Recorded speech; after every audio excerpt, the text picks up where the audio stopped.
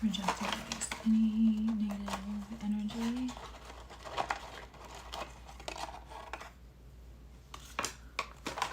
Hi everyone. The lights and the connection were being funny. Mercury in retrograde. I'm happy that that was it. We can have a lighting issue. I can speak in the dark. Very well with Neptune in my third house, may I add. Cole, please message me. I have something for you. Hello, everyone. Hi, Danny and Lee and Jazzy and Doretha and Maricela and Shauna and Juan and Annika. Hello, everyone.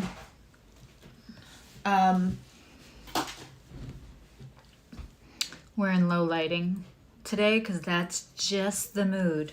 Enough, though, that I can see my notes, because I went crazy speaking into the into my phone this week, and back and forth between my books and everything else, and just decided it'd be easier to print it out than try to scroll. And I hope you are all well. Hi, Adva. Hi, Amy. Welcome. Thank you for subscribing. I know if I see you in the chat that you subscribed, and I really appreciate it. Let me get my incense to behave here. With all this Aries energy, I've been very like, is everything unplugged? Is everything unplugged? Okay. Oh, is that? Okay, so you know Shauna. Hi, Tanya. Okay.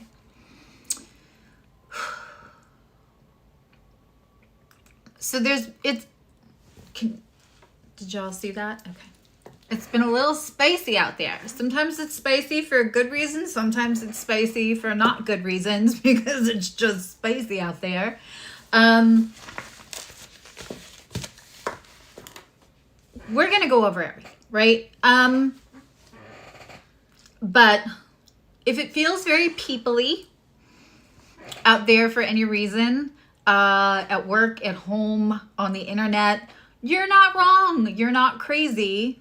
I'm here to tell you, as your friendly neighborhood astrologer, it's pretty people-y out there. That's a real thing. We are experiencing Mercury retrograde, and it's kind of still in the early stage, so that's when it's going to be the most menacing. That's when it's going to be the most menacing. And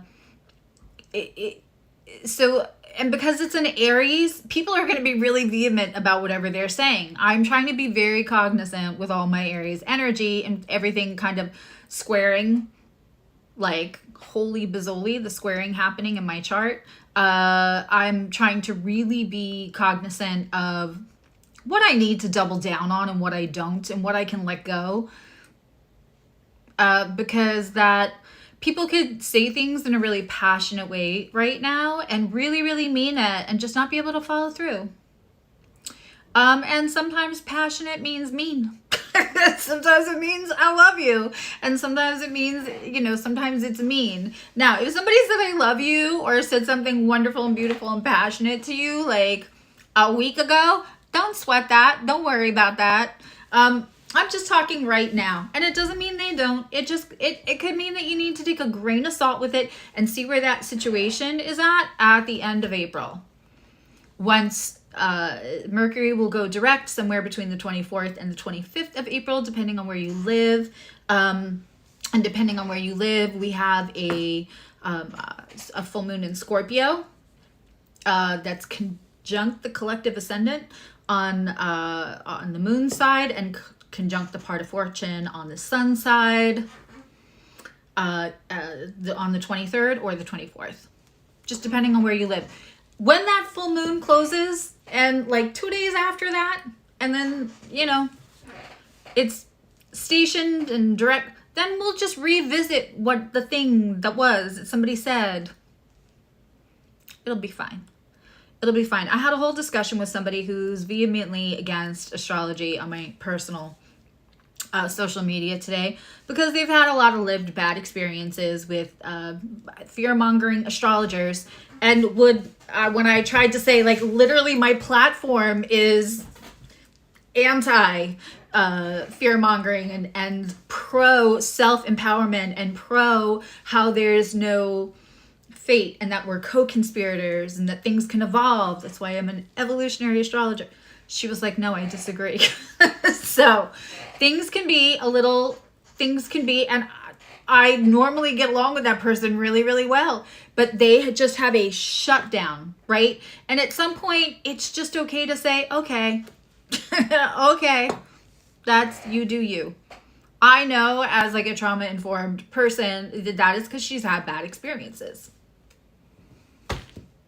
You know, so now she's just, you know, this is all not good, and it's bad for people. I hope that if you are wandering into this space, if you're watching this as a replay viewer, first of all, thank you. Been really feeling very grateful for the steady just the subscriber number going up.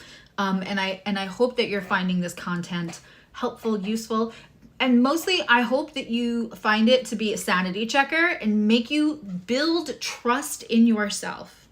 I actually don't, and I say this all the time, I like fuck with my own job security quite often by saying I really don't love prediction addiction, and I don't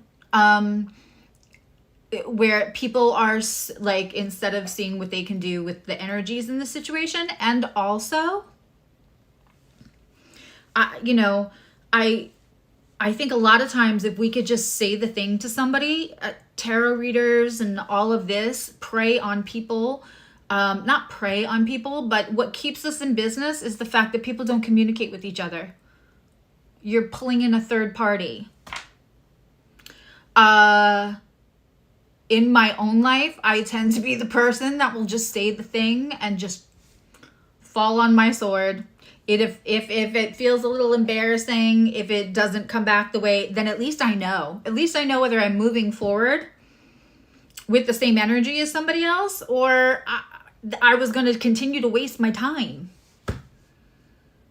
Cole, please email me. If you need the email, one of the mods can give you the email, but I have something for you for like support through this time. So I hope if you wander into this space, you are ready to like understand what a magical, wonderful, amazing human you are, because that's what I'm here to do. Not to tell you, oh, look, you have this placement, so all of the things in your life are going to go such and such way. That's not real astrology. You got your, does everybody have their eclipse glasses? If you cannot find eclipse glasses at this last moment, you can go to a place like Harbor Freight. They will have welding glasses. Welding glasses will also work. You're welcome. If you don't know what Harbor Freight is, Harbor Freight is a place that sells welding glasses. So look up where you are and find some place that'll sell you welding glasses. Okay. Hi, Shigamafal. I know my daughter just cringed because I said it like that. You're welcome, Cole. That's literally the community here. There's a moment in Guardians of the Galaxy. Sorry, I'm going to nerd out for a second, and then we're going to get right on the solar eclipse, like quite on race, I promise. Hi, Paul. Welcome.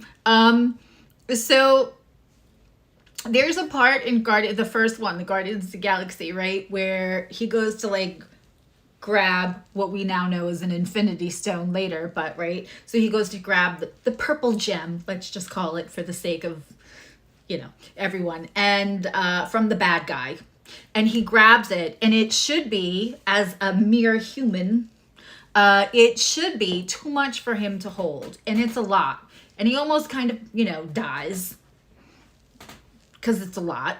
And his friends of all different persuasions say, hold on to me. And they all start holding on to each other. And in this like moment of crisis and feeling very overwhelmed, that the hand holding and the support of his immediate community, they get through the moment together. And so that is how I have tried to make the damn thing to go like the video. I have it in my Canva. It's a lot to like chop that up. But anyway, that's how this community is. Like, we will gather when one is not feeling great, in all kinds of ways. So there's actually a gift waiting from you, for you from another community member. Because that's how we do here on this page. Okay. So let's commence. If anyone's keeping time for me, let's commence. Hi, Michael. Let's commence our eclipse special after I blah, blah, blah'd the intro, which is, I blah, blah, blah quite a bit. I hope you feel safe and welcome in the energy. Okay. So first of all, the stuff I'm seeing all today on social media about like, the solar eclipse. The reason why everybody is feeling this one and it's got such buzz is because it's, you know, it's going across from like Texas up north. There's obviously like a visible line of totality. I am somebody who understands that. I personally don't want to go where I'll be able to see it mostly from where I am. I don't want to drive. I don't want to go. I don't want to be where people are under-resourced and maybe a little cranky, and excited and feeling like don't be in my space and all of this other stuff. That is not my jam.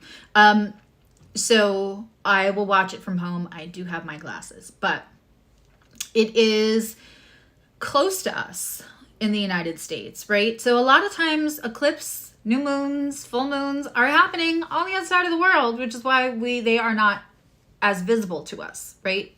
And so when we are talking about the visceral, right? People are freaking out over the earthquake that happened in the Northeast, which is, I will never forget sitting, I was in around Bethlehem, Pennsylvania at the time, and feeling an earthquake. The only time I ever felt one, that was in early August of 2011. So they have happened before, but extremely, extremely rare to have an earthquake up in that area, right? We're feeling things. I don't want you to be scared. First of all, this is not what eclipse will be like. We are not at the world's end. We will all still be here Tuesday. There's also a Jupiter-Uranus conjunction in Taurus. It's an applying conjunction right now. It won't go exact till April 20th. But Taurus can be literally the land, the tectonic plates. Uranus is shift, change, surprise, disruption. So all that Aries energy, which is get it done, do it now, that is sextiling to, and applying the energy to that conjunction. I'm going to use some astrological terms. If you're not sure what a sextile or a conjunction is, if you ask in the chat, they will be happy to answer you. If you're watching this afterwards as a replay viewer, and again, thank you, leave me a question. I see those come up for text. So unless I'm sleeping or in the middle of a session, if you leave me a comment, I have it set so that comes up like a text so I can talk to people. And so my phone has been all day. So let me just put my phone on do not disturb, and I hope I don't miss anybody important doing that. The next time we get a big eclipse, it's not going to be this focused on people in the States. It's not going to be this close to us and our bodies. The moon moves the water, the tides, right? So we are mostly comprised of water, we have a response. We all know full moons, the emergency rooms are crazy. Crazy things happen during full moons. When you have an eclipse, what you are having is either a lunar eclipse, which is a full moon in the sign of the nodal axis, the moon's nodes, which is a mathematical point. It's not a planet. It's a mathematical point in the sky. So a full moon in the nodal axis, which was the Libra full moon eclipse we just had, or a solar eclipse, which is a new moon in the nodal axis. And our nodal axis is in Aries, Libra, with the north node being in Aries and the south node being in Libra. And those are just mathematical points, but they matter because they are connected to the moon. What's interesting about this is it is at, and let me give you these degrees so you can find it in your chart. If you are new in this room and you do not know what your chart looks like or what house, because we're going to go over the houses, I'm going to talk about relationships, I'm going to talk about money, I'm going to talk about career, I'm going to talk about all of that. But you're going to need to know what house to listen to.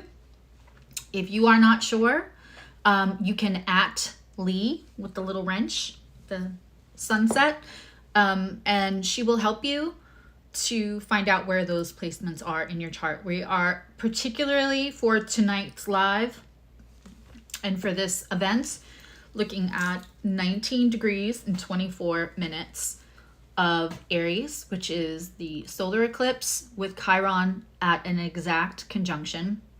And we're gonna count the 24 minutes because once you have a rising sign, all of your cusps will have a degree in a minute. And literally, you can have part of the conjunctions, like the Mercury retrograde could be in one house, but the actual eclipse is in another.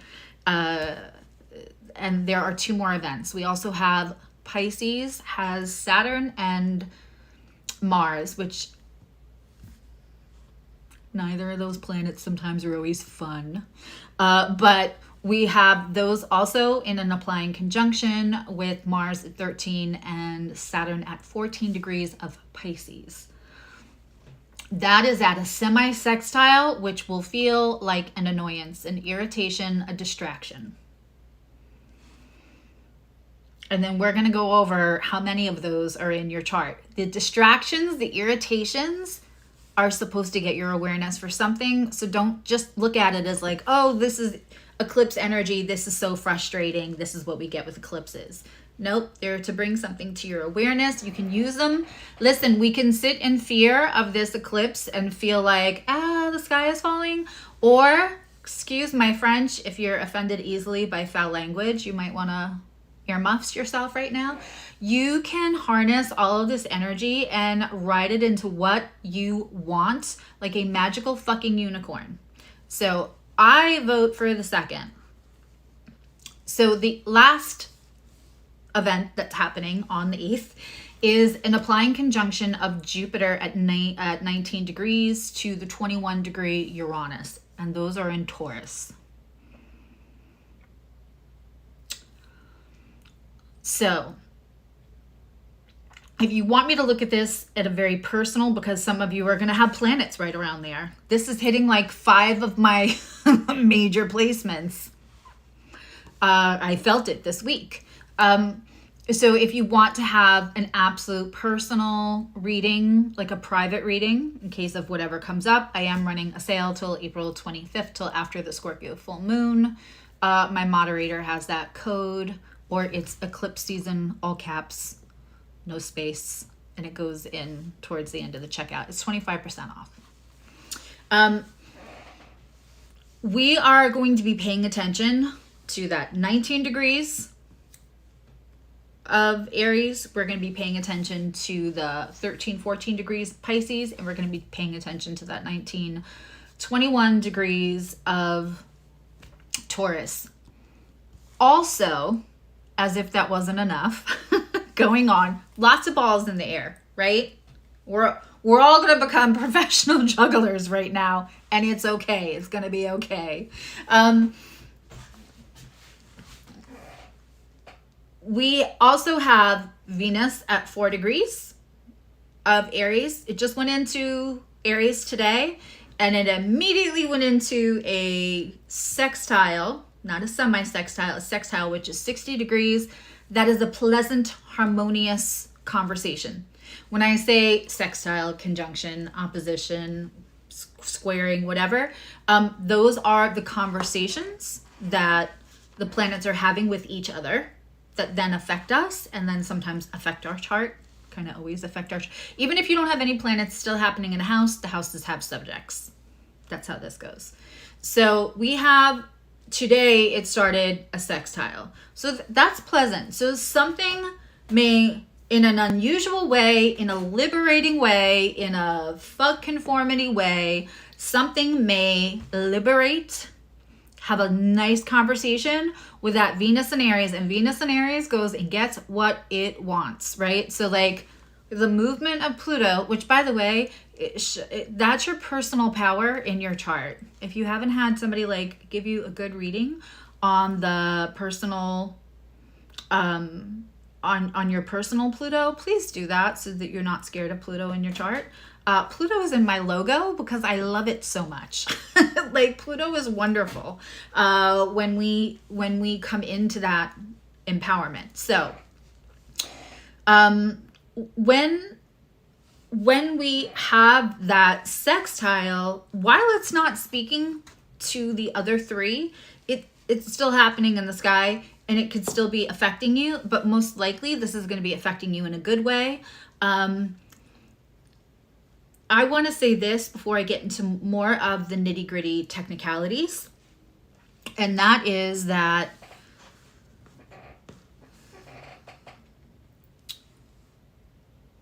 this eclipse, these events all happening in the sky, and April in general, you can benefit from it at the best degree, squeeze the most out of it when you are open to changing the way that you have been doing things. The way you've been doing boundaries, the way you've been doing shame or healing, whichever on the spectrum that you're at, however you've been doing follow through, however you've been doing initiation.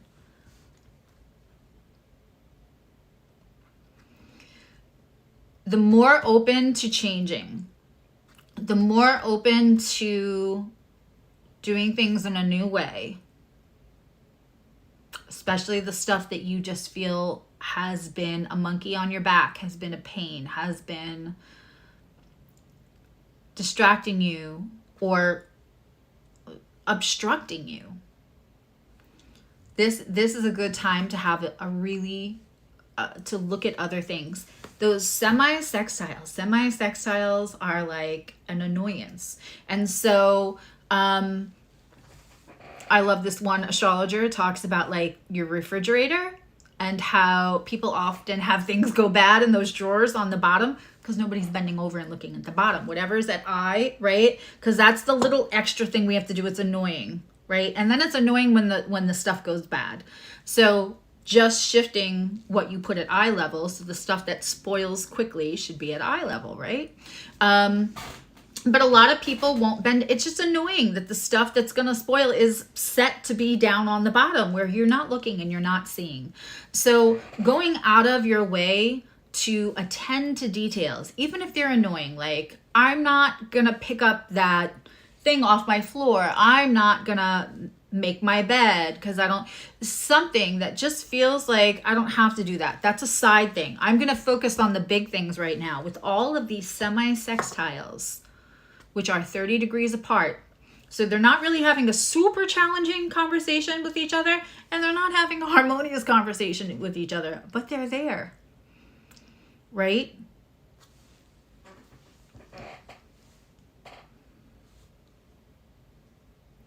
We have to take a second and look at what are the things that are annoying us that we're like, I'll deal with that later. I'll deal with that later.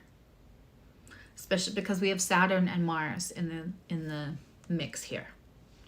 Okay, so first I'm just going to go over what's going on in Aries. We have that 19 degrees, 24 minutes of the sun and the moon in the same place in the nodal axis, in the sign of the nodal axis of the North Node, which is creating the solar eclipse. New moons are normally a good time to start something new. And I'm not telling you not to initiate things.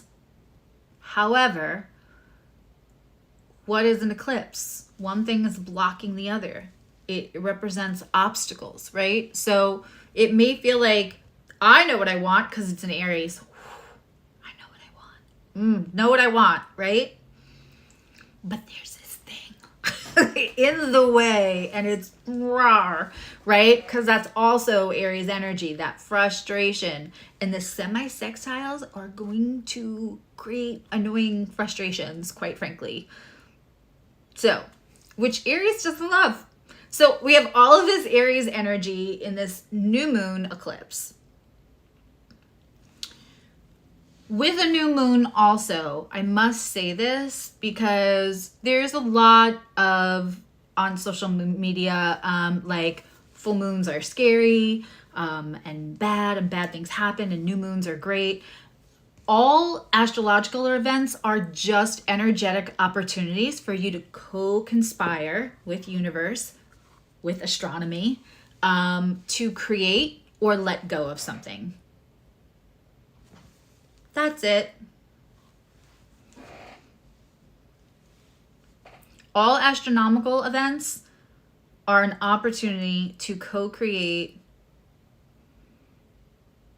or let go of something. But you're co-creating either way, whether you decide not to let go of that thing and that thing has to drag out, or you hesitate or procrastinate. I have an issue with procrastination. I try to be transparent. If you're new, I'm going to own my shit.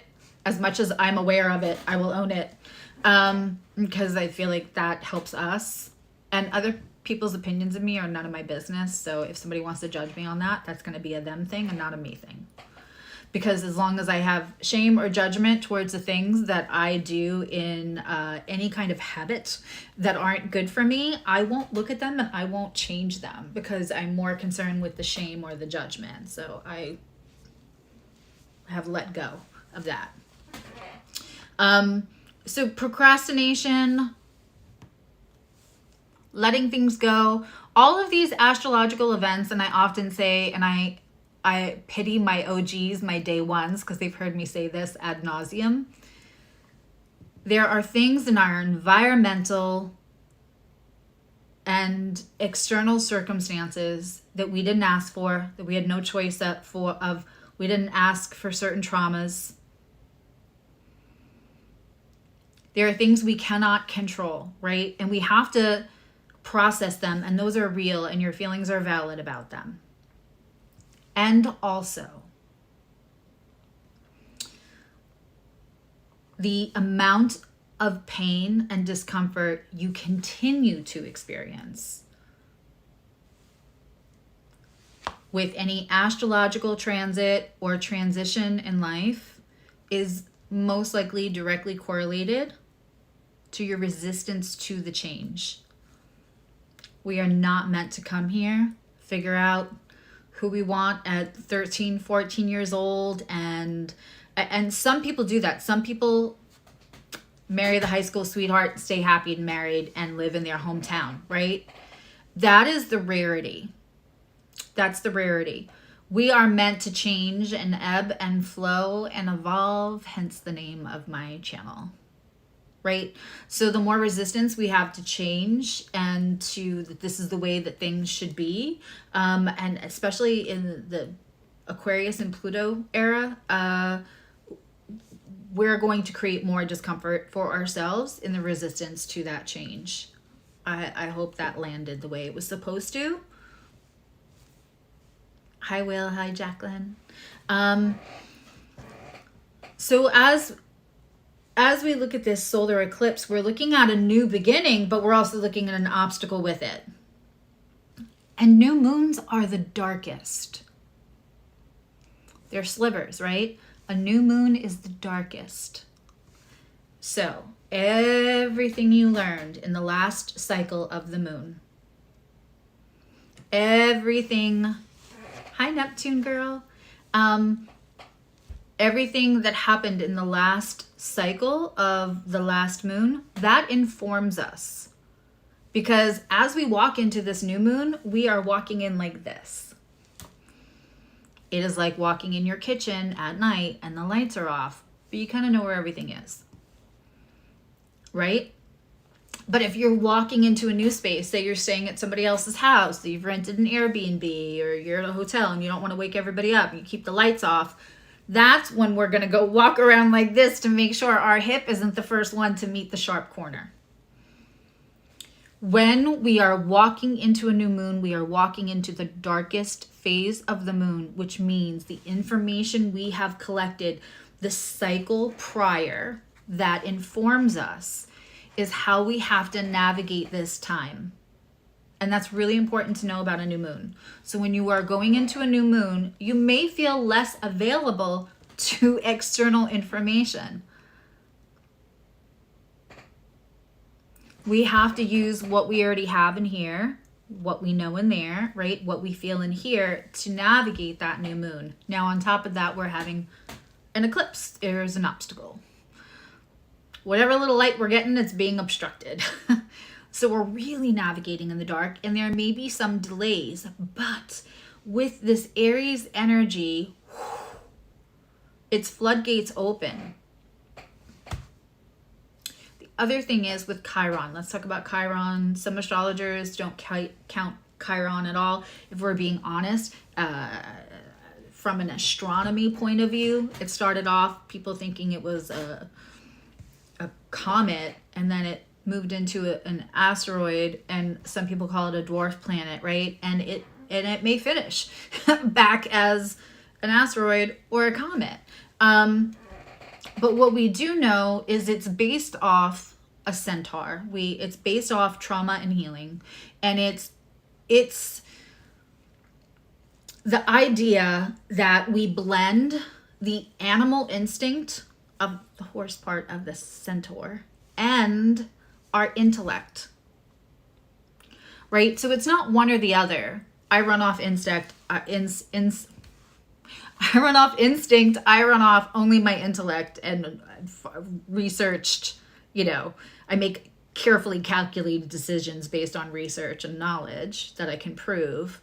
And some of it is running off instinct, right? And the idea that we're supposed to blend these. I talk about this a lot as a trauma-informed practitioner because, we're souls that have bodies, not bodies that have souls. But at the same time, that soul is inhabiting a living, breathing meat suit that has, brain stems and trauma and a nervous system and a psoas and a vagus nerve and all of that. And we just kind of have to be nurturing both, not one or the other. I think when we do the one or the other, that is where we shut ourselves off to opportunities. We shut ourselves off to fully expressing ourselves in our lives. Aries does not want you to shut off fully expressing yourself in anything. Not on one thing.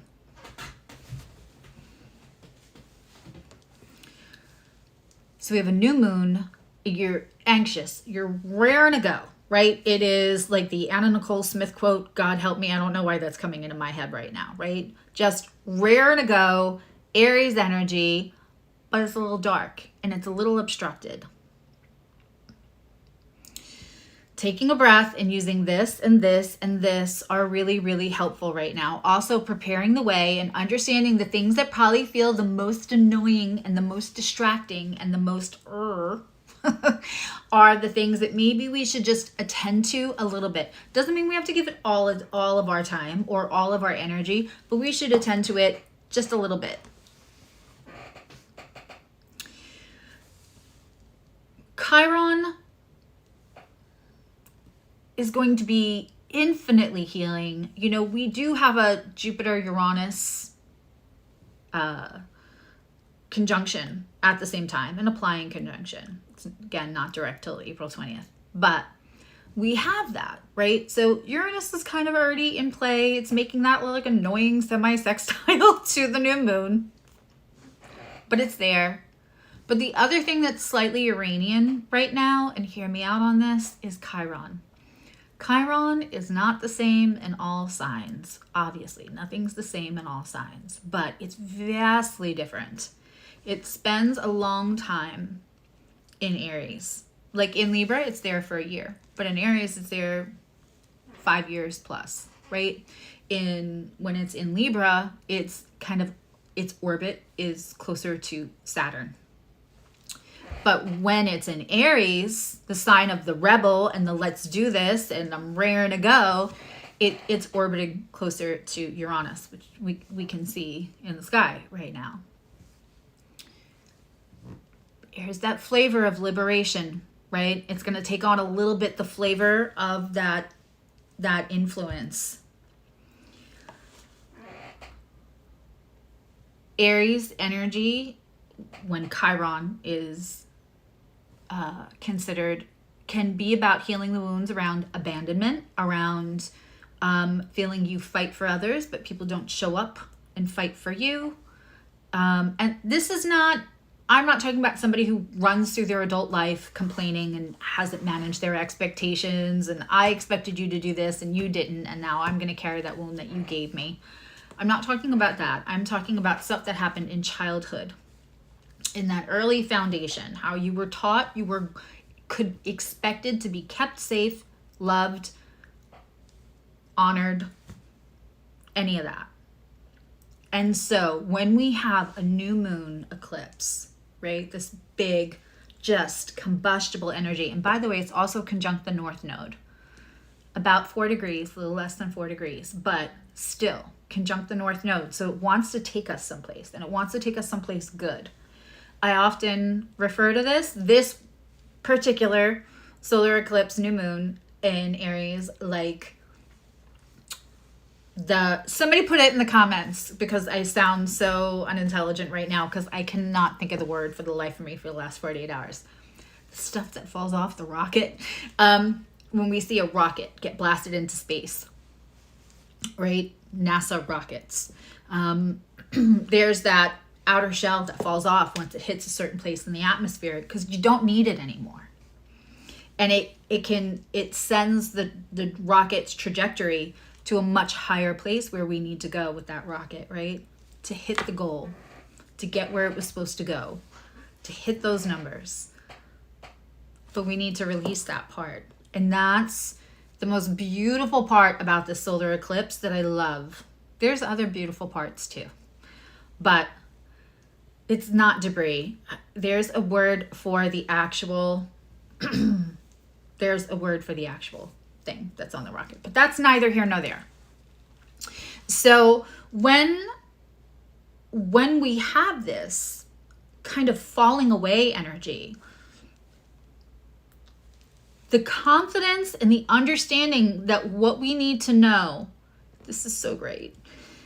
There's a lot of signs that I'm going to need it 5 times before I say it on, right? I have this many notes because I'm a Virgo rising. I have a book of notes for this live because I don't want to say it if I haven't researched it 6 times till next Tuesday. I don't want to be wrong. It's a terrible thing. And I am wrong sometimes, right? I can be wrong. I heard it happens. So, but Aries is just going to run into the building on fire. It's not checking the stat. It doesn't want to know what its oxygen levels are. It doesn't want to know if the equipment is right. It's going, it's running, it's doing, right? And so what a beautiful sign to have the solar eclipse in conjunct Chiron.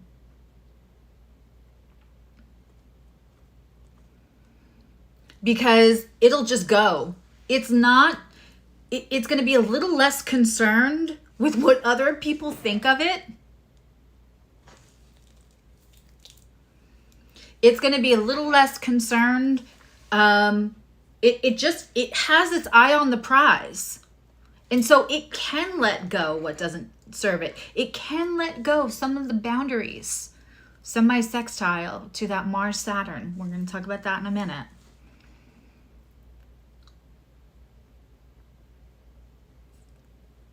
Space junk. I love all of this. I thought it was a subterfuge. We're going to spend 5 minutes on me saying things wrong because Neptune trining my Neptune in the 3rd house, which, while I admit it's probably amusing for all of you, is not the focus. It's Gemini on the hamster on the wheel, keeping it going in the same direction tonight. I'm determined. So, point being,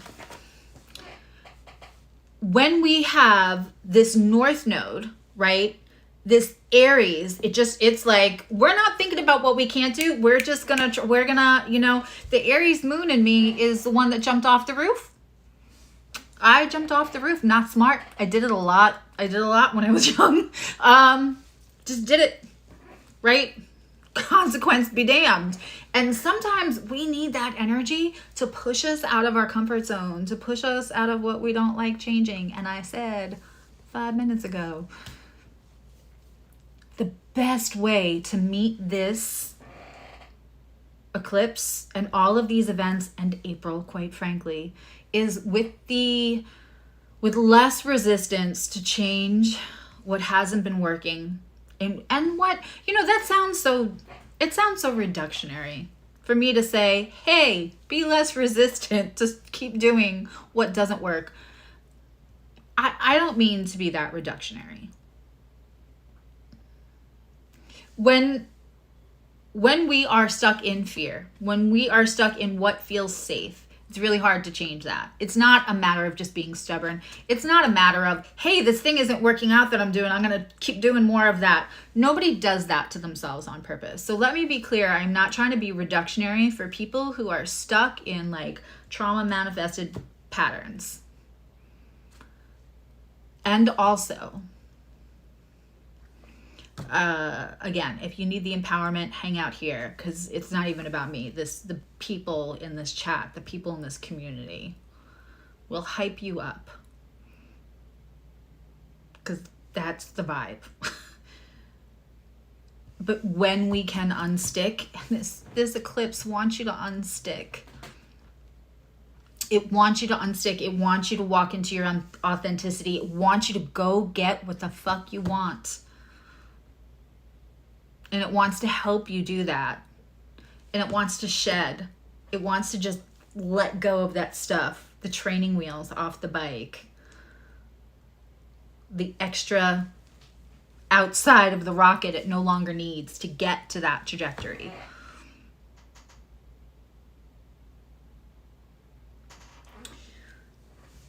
So we have Chiron and we have North Node, which are both beautiful, conjunct, which means, by the way, arm in arm. Now, the Chiron is right on top of. It's literally like Sun, Moon, Chiron. They are at the exact same minute and degree. The North Node is 4.5 degrees away, so they've got linked arms. Linked arms. It's kind of like the fire and the end of the rocket. I'm doing too much rocket analogy. I'm going to stop. Okay, so the other thing that is hanging out with this eclipse is Mercury in retrograde at 24 degrees. Mercury in retrograde is not the sky is falling either, right? We're just going to be extra careful if we sign things. I can't tell you how many times this, and I'm aware, I'm an astrologer. I know this. Twice this week, something got released at a time I didn't want to. A video got released when I didn't think it was 12 hours difference.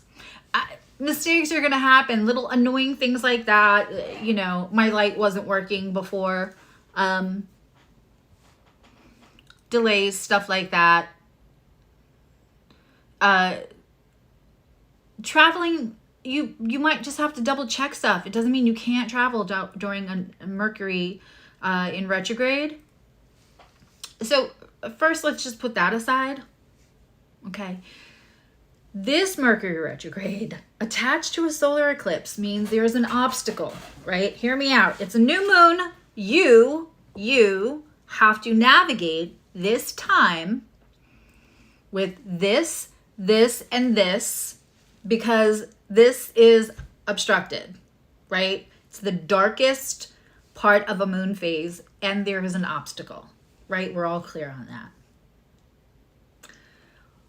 Now, because everybody's just trying to get where we're going, we're just Aries, let's just go, right? We might not have all the information that we need. So when somebody says something, they might really, really mean it because we're trying to get where we're going. They might say something very excitedly, very like infectious enthusiasm. How could you not believe them? And they mean it. It's hard, right? It's also the hardest thing about like dealing with narcissists and like gaslighters and people who have all those kind of things, is because they mean what they say. They could be 1,000% wrong and perceive everything 1,000, but they mean what they say. They sell it. It's their job. It's their safety. It's their way of existing in this life, is to sell whatever it is that they're selling when they speak. And so this Mercury retrograde is going to come with enthusiasm, almost infectious enthusiasm. Now, could it be spicy? Yeah, it can. Could you hear from an ex? You might, right? Could you hear from an ex and it's spicy? Right? But you're going to meet that moment and co-conspirate with, I don't know that I can believe everything this person is saying, right? And maybe they're going to be really clear about this is just spicy. Maybe that's going to be a little muddied. We don't know yet. But the point is that we're going to take whatever this person says, no matter how much we love them, no matter how much we dislike them, no matter how much whatever. All of the other conditions kind of put aside. Whatever enthusiastic way that they're selling this, whether it's spicy, they're excited, right? Whether they're excited out of love, they're excited out of a new adventure, maybe they're excited for a new business venture, maybe they're just mad and they threaten something, that they're writing checks with the mouth that the ass cannot cash, even if it wants to, right? Or there's going to be a delay in cashing it. There's going to be a delay in cashing it because there is a small obstacle. So it's an easy peasy solution. You're just not going to take anything to the bank that anybody says to you on the 8th. You're going to wait until, let's say, April 27th. I feel like that's a good day. April 20. I don't just feel like that's a good day. That's after the Scorpio moon and the retrograde has been direct now. It will have gone back, right? We'll wait and then we'll reassess things. So somebody asked you to move in. That's amazing. That's great. That's wonderful, right? Let's like really, like, let's sit in the, like, that is great. Let's sit in the emotion of it and all that Ariesness. We can celebrate brown chicken, brown cow, however you want, right? But let's not go. Let's go revisit what that looks like after April 27th. If somebody says they're coming for your job, maybe they don't have the power to do that. But they're going to sell it like they have the power, right? So whatever it is, it might, you know, right? So that is how that connected.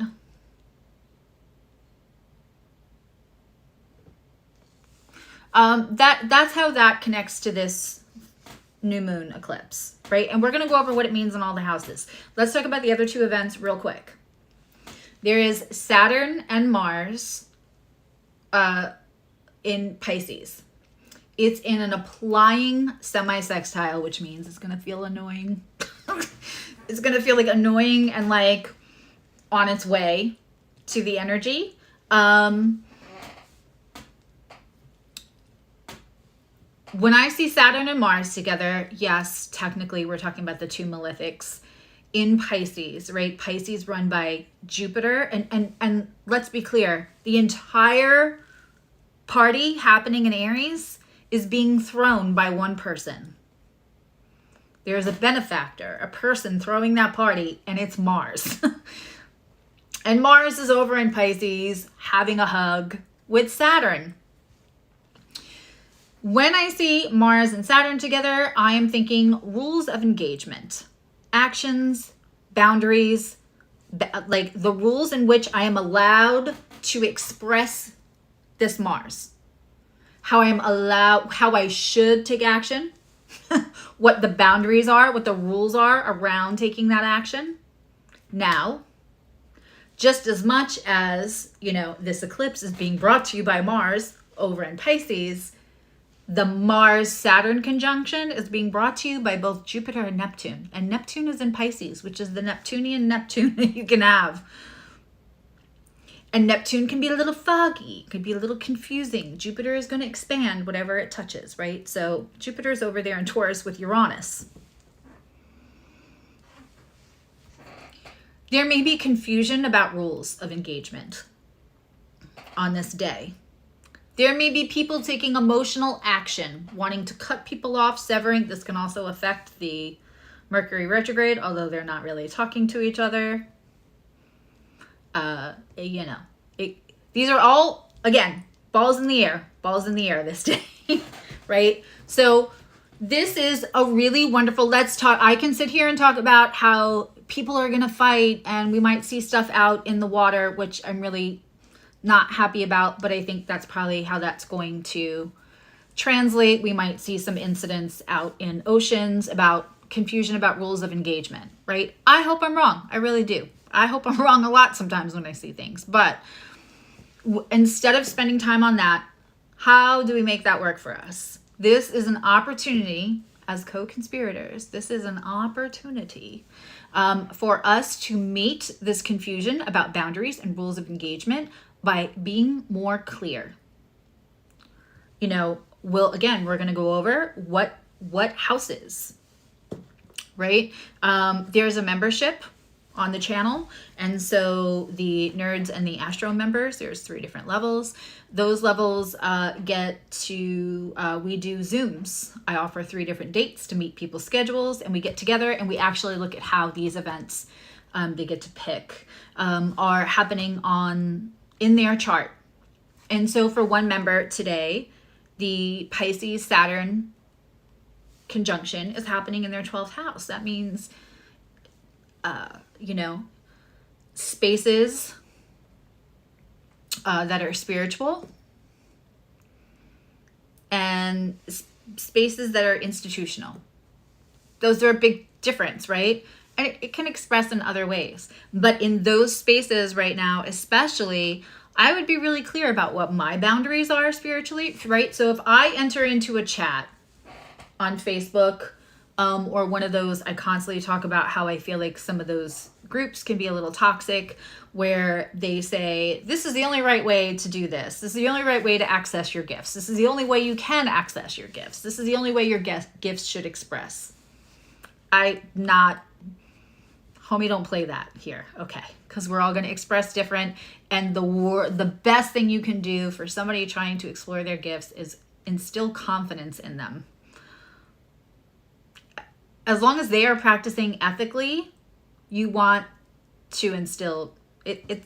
It's a combination, but still, anyway, right? So when we are looking at that Saturn Mars, whatever space it's taking up, we want to be proactive in being clear about our boundaries so there's not any misunderstanding, and then action, especially emotional action, possible passive aggressive action, is taken based on the wrong idea of what the rules actually were.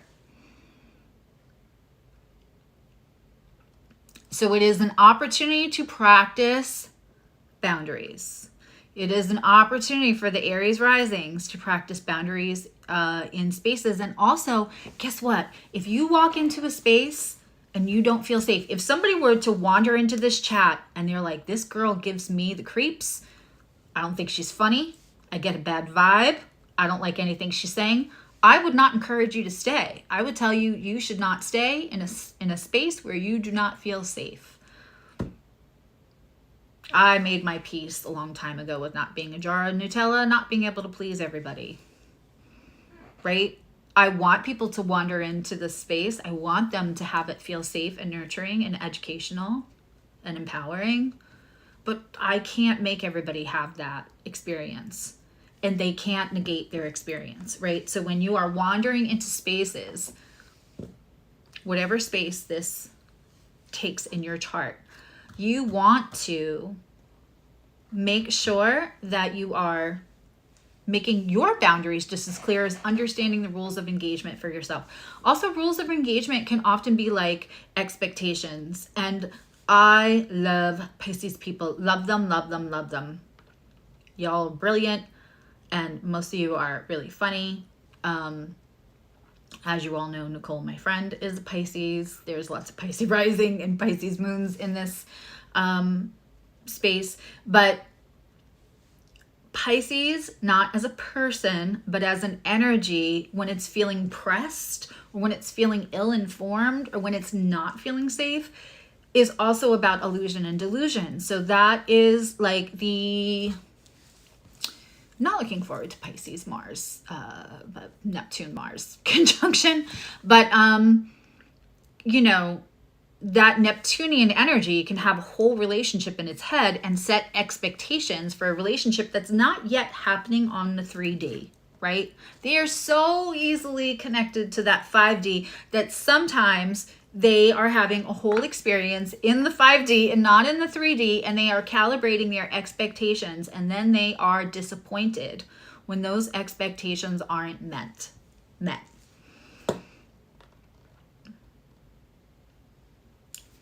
That being said, that's not, and I am not saying that to all Pisces and you do not have to take that on.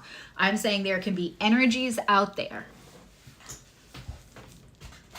By the way, just for a fun fact, I don't know if you've noticed that I've gotten shorter.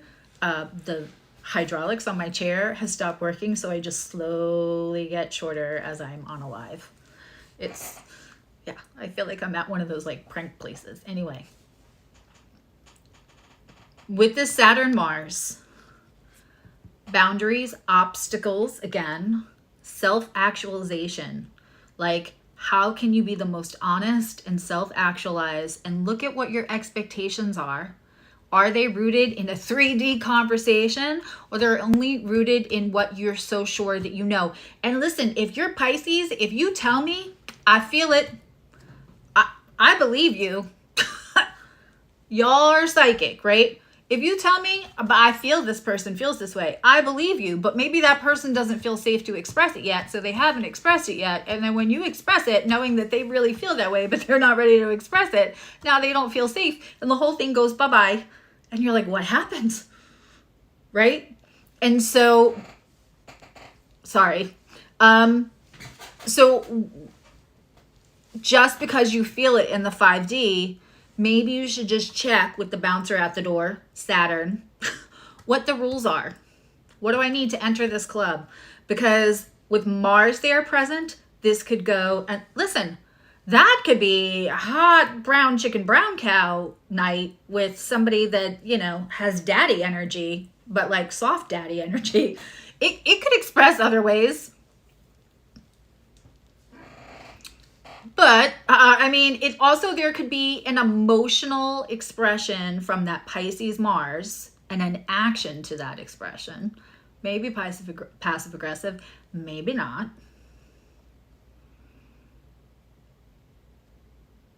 Doretha, I also have something for you.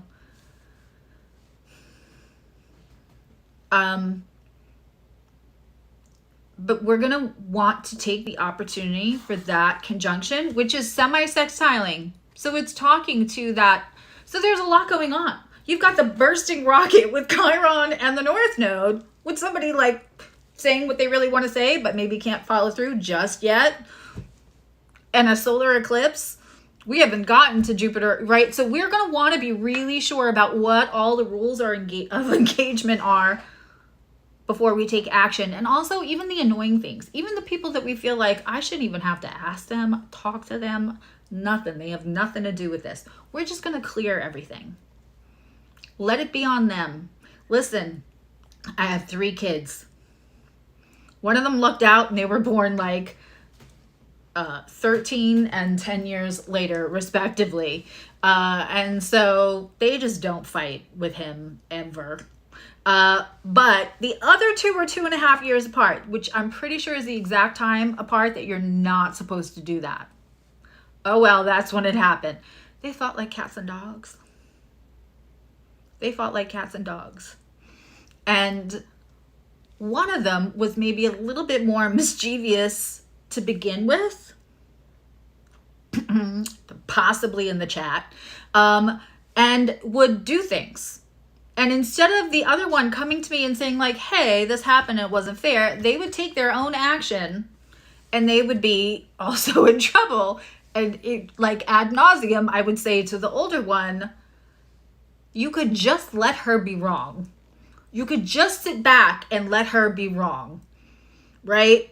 But now you did the worst thing to try to react. You had a reaction and not a response, as my lovely friend Doretha would say.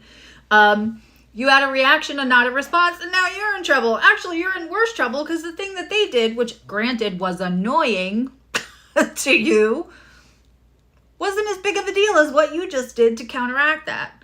Knowing the rules of engagement.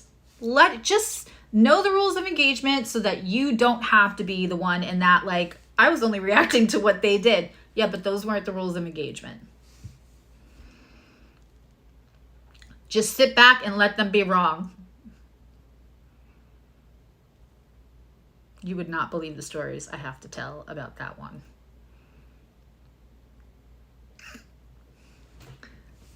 In a toddler bed at 10 months old because she was vaulting out of her crib and walking around the house at 9.5 months old.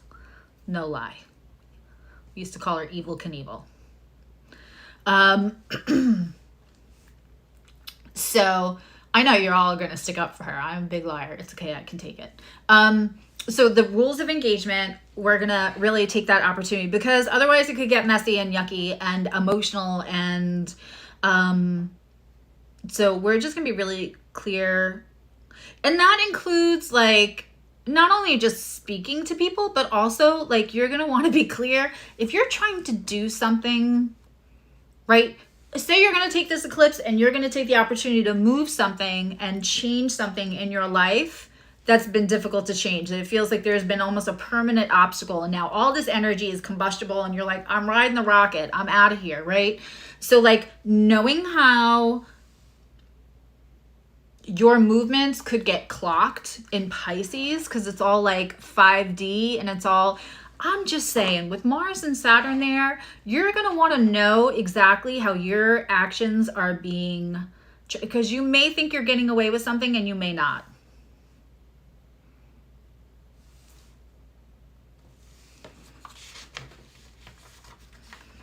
She fairy flew my ass.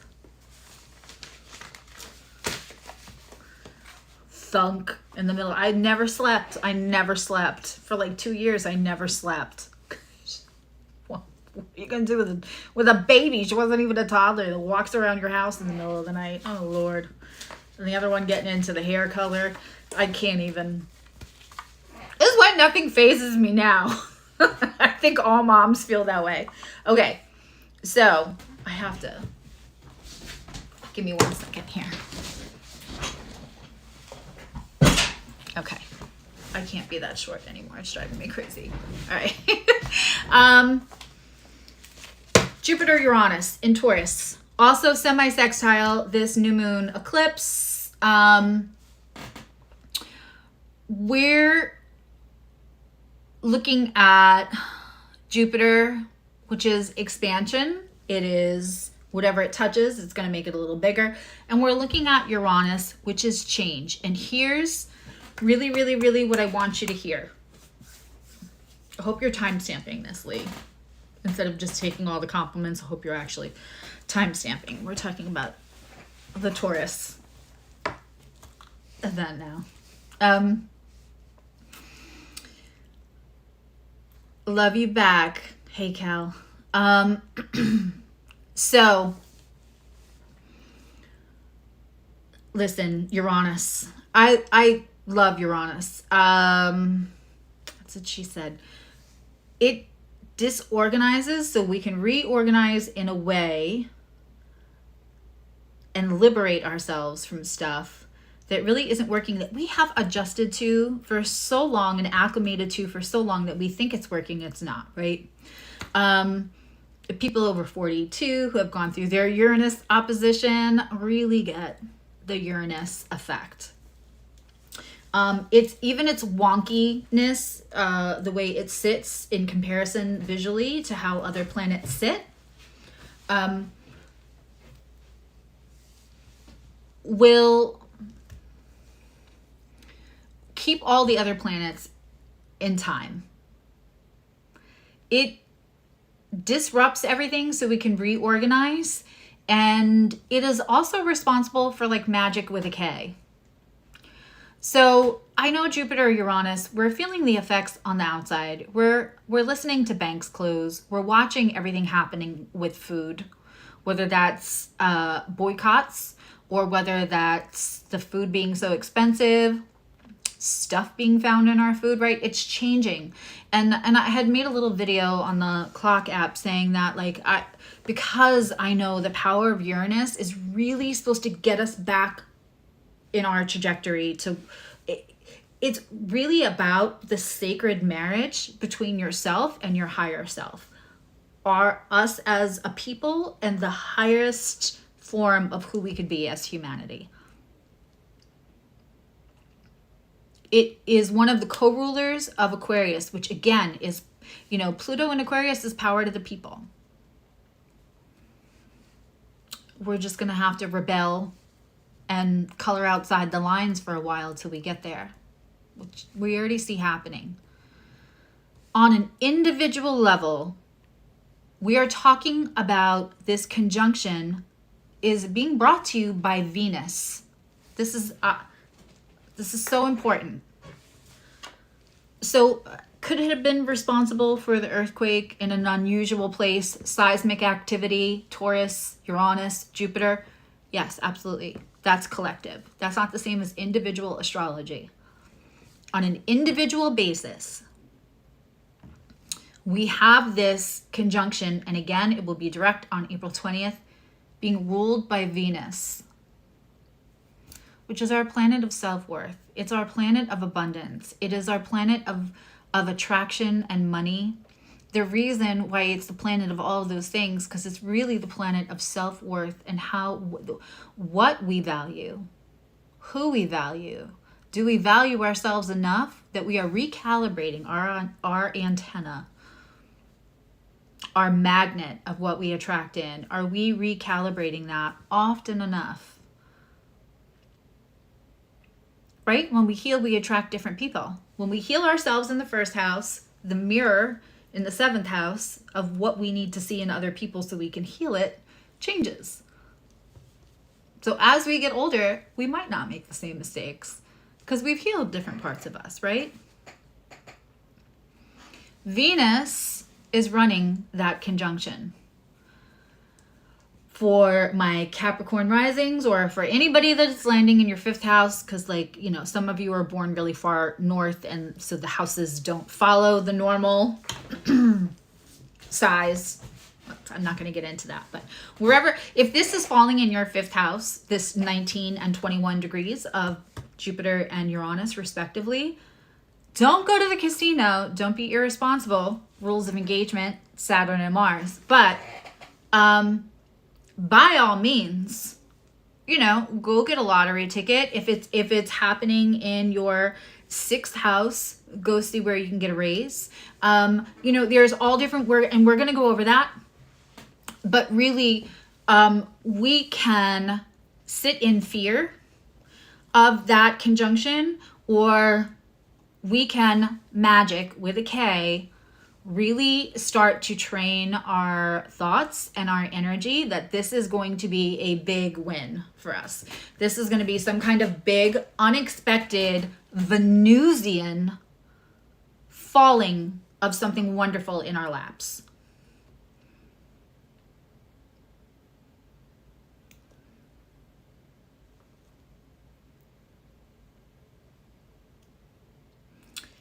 I say all the time, right? Nervous knots, and I said this, we had a Zoom meeting earlier with the members. Nervous knots and butterflies are the same physical reaction in our body. They're the same reaction. It's our mind that tells us whether we're excited and it's good and maybe we're in love and it's butterflies, or whether we're nervous and we're a little fearful, or we've had a lived experience that makes us have knots that feel not great.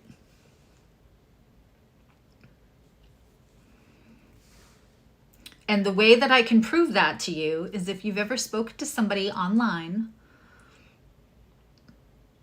right? Or you saw a house online, you fall in love with the house. You fall in, like, you're really starting to feel this person.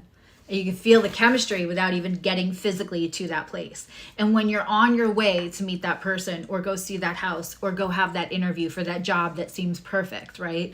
And you can have a combination of both. Because part of you is like, oh, I already like this person, or I already want this house, or I already know this job is going to be perfect. And then there's that part of our brain that says, well, what if it doesn't go well?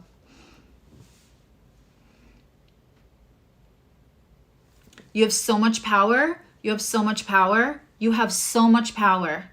It's mostly in here. You are all powerful. So start now thinking that when Jupiter and Uranus, whether it's activated by the solar eclipse, right? Or whether we're talking about the 20th and then it comes together again later in April, one of those times is just going to be like the love of my life, the money I always wanted, right? Just start. If you want to spicy manifest, if you want to manifest jamming out to the song that you love that's so stupid and silly that it doesn't have you thinking about heartbreak or anything else, and you are just, your mind and your body are so pleasantly engaged that it cannot reject the thought that you are coming into something incredible and beautiful and wonderful.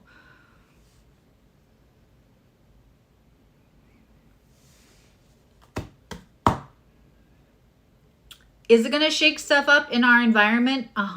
But like, my take on the whole Uranus-Jupiter conjunction in Taurus on the collective is that go look around all of your apps and everybody's sharing recipes for homemade Rice Krispies because of what the CEO of Kellogg said, got himself boycotted.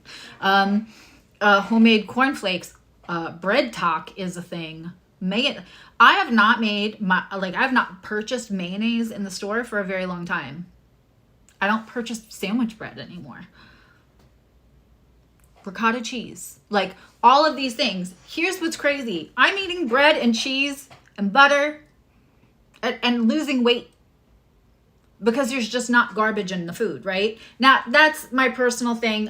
Whatever you guys do, you do. That's not, my point is that while we're all frustrated at the prices, while we're all boycotting, while we're all finding out now there's like the avian flu got in with the cows, and now like the USDA farm it, like, right? That's all the unpleasant part of it. That's the disruption. That's the shakeup. But what is the shakeup bringing us? Because ultimately it's meant to bring us into a divine, sacred marriage between where we are at now and where we could be in humanity. Now,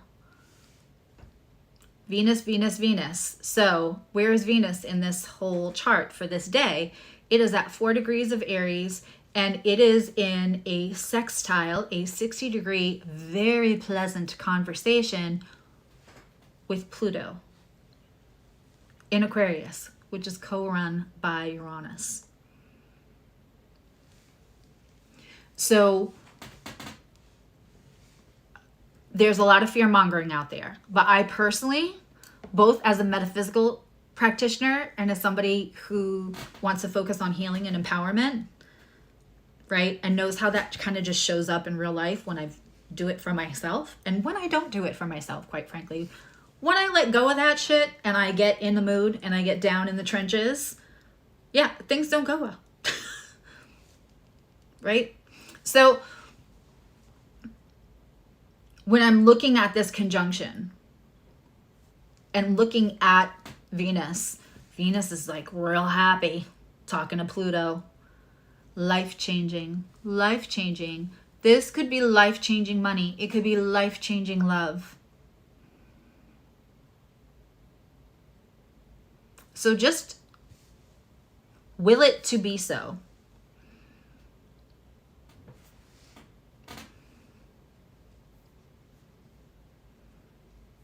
I probably lost a few of you there. Like, that's not how life works. I get it.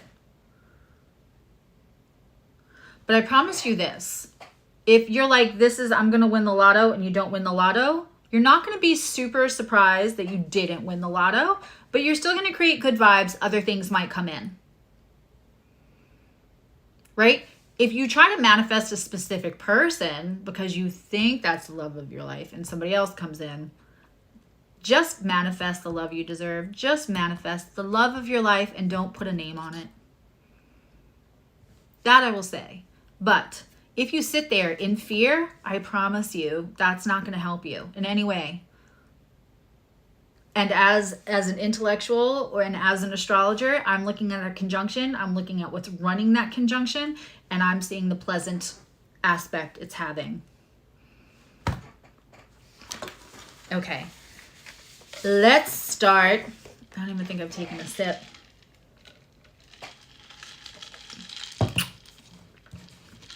From our Disney trip last year. It's not faded. It came this way. It's supposed to look retro. This ice is like 2 hours old. Never sleep on those cups if you go. Okay. Are we ready? I have all my notes. Are we ready?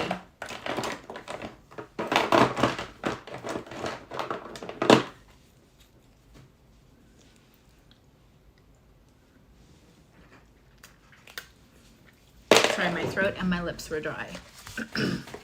All right, so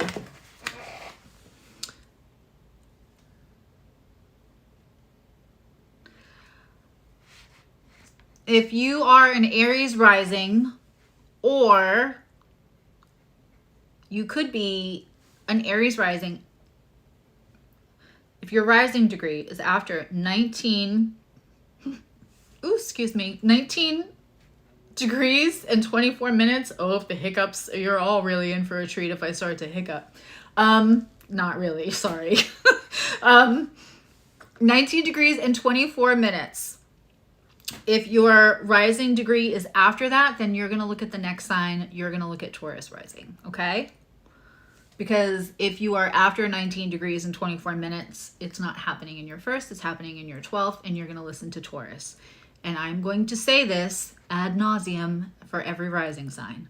You are looking for where there is 19 degrees and 24 minutes in your chart. Okay, so obviously, this is about you. This is about how you now see the world, how you want to see the world, how that rocket ship, what you're letting go of, I mean, quite frankly, Aries, you're going to do the best because there's going to be lots of frustrations, right? So already it's Aries energy because it's an Aries new moon eclipse and it's rawr, right? That's a professional term, by the way, so you can only use it if you're a professional astrologer. Rawr. But you're Aries rising, right? You are espresso poured into a drink of Monster. You are Aries rising. So one of the things that I want to say to my Aries risings right now is that letting go of the idea that you have any control at all over how other people want to perceive you. You cannot control how others are going to perceive you. You cannot control it. And if they are not perceiving you properly, if they do not understand you, if they do not get you, if they want to be reductionary and say that you're too excitable or you're too spicy or you're too any of those Aries things when people shame the signs, and I fucking hate that. That's a them problem. Now, you can use your energy to make sure that rocket hits its trajectory, or you can use that energy to fight with others about how they see you wrong. I promise you the first one is going to get you into a more peaceful, inner peaceful place. And remember, an Aries can tell you this all day long, and Aries is the person you want to talk to when you feel like you are sacrificing your inner peace to create external peace in your life. Go find you an Aries friend, and they will set you straight about you don't need to do that, right? So we know that, but it is the waste of the energy of trying to convince people that you are different than you are. That's a waste of time, man.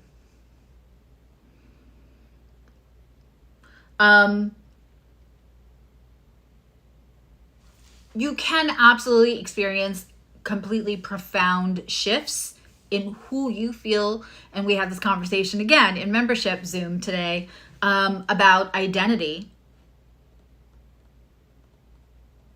And part of that is about, that's where you were 10 years ago. People saw you as like, whatever, a caretaker, a parent, a fierce badass person, right? You're never not going to be a badass if you're an Aries rising, but that just may not be the thing that you care about anymore. And that may not be the currency you wish to be how people exchange with you. That may not be the currency anymore. And some people will not accept the new version of you as you navigate this in the dark with an obstacle. Some people may want to keep you as a hot-headed, spicy person. That suits them. You cannot do anything about how people want to stay perceiving you. Because this is all about how you perceive the world, how the world perceives you, and also this could be really, I almost want to say life-changing for how you perceive your actual body and having a love affair with your body as it is now, not where you want it to be. Aries is now. Aries does not wait. Love your body now. Damn it, Aries. I love the Mars ruled signs because I can talk to them in a way that I know that they know that is love. and I'm not being spicy at them. I'm gonna be a little spicy at them, but not like in a way that like, I get you, I feel you, I celebrate you. And also, stop wasting your energy on how other people are going to be determined to see you. Because when you move in this world, when you change, and I talked about this extensively in last Sunday's live, so you can go look at that. But sometimes when you move, right, and you're moving, you're Aries, your trajectory, you're moving, right? Some people are stuck in fear and in their sense of safety, right or wrong. And they don't want you to move because they don't want you to leave them behind.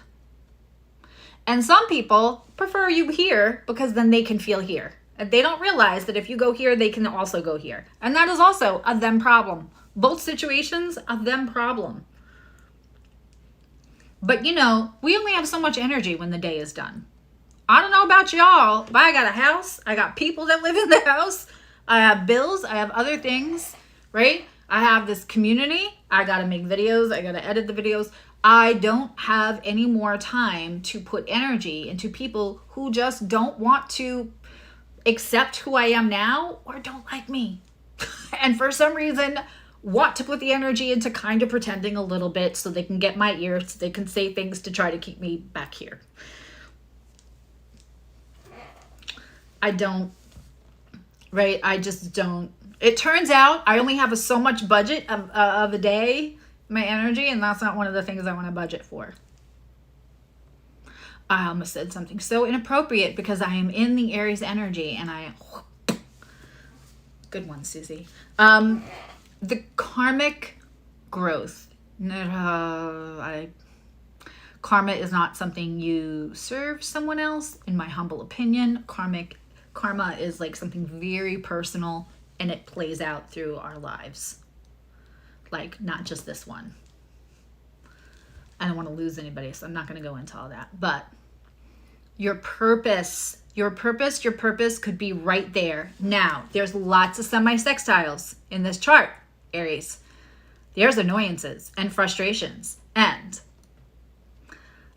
you know, Aries could focus on the frustration and the annoyances and the irritations, right? But we already discussed that's not in your best interest. Don't take your eye off the prize. Remember I said before how Aries is not concerned with this, that, the other? They're concerned with who tells them no. So we're not listening to that because they're not the ones doing it. They're not the ones living your life. I just sent something to my favorite human other than my kids that said, like, my mom said something to me once. I stole it off the internet, so don't give me credit. I'm not that smart. It said, my mom said once, you could lay down for people and there are still some that would complain that you weren't flat enough for them to walk on.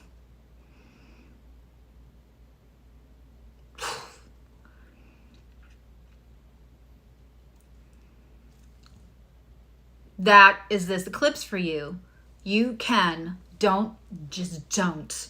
With the, you know, pay attention to the detail, right? If your shoe's untied, go tie your shoe. That's like, it's like walking and your shoe's untied. And like, you kind of know you need to tie your shoe, but you just don't want to be bothered to bend down and tie the shoe. Tie the shoe, put the energy into doing the little things, but don't pay attention to the annoyances. Don't pay attention to the irritations. You have such energy to meet you in a place to push you towards your purpose. I'm a big fan of satiating your soul. I'm a big fan of, like, if you can take the thing that you do for money and marry it to the thing that satiates your soul, that's a nice life. You will not make anybody else responsible for your happiness, for your downfall, for your nothing, right? And so finding out what satiates you and not caring whether that pleases anyone else is one of the things that Aries can do well. But also don't fight with people who you could be like, I'm not gonna let that hold me back, but I am gonna let them know a thing or two. Don't do that. Don't do that, Aries risings. As far as relationships, you know, we're gonna, Aquarius is in the third house, so that Pluto is in the third house. And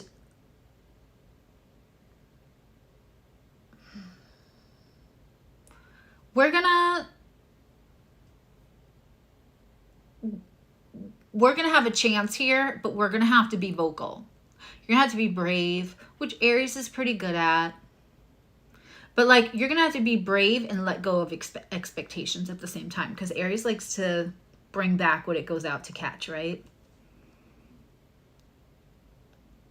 I'm an Aries moon, so like, pretty sure about that. I won't, unless I think that I have 99% chance of getting it. And then the determination. So that determination is so wonderful, right? That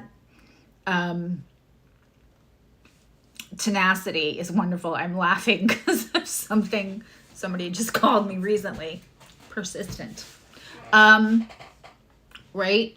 But this time you may have to take a chance and be okay with being wrong about going out for what you want, but taking that chance could stir something. Now, let's remember that there's obstacles here. So, whatever you put energy into, right?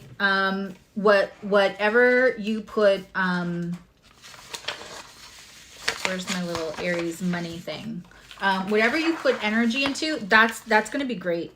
But you're gonna have to be patient. I know you don't want to hear that, Aries. I know that you don't want to hear that. Yeah. The things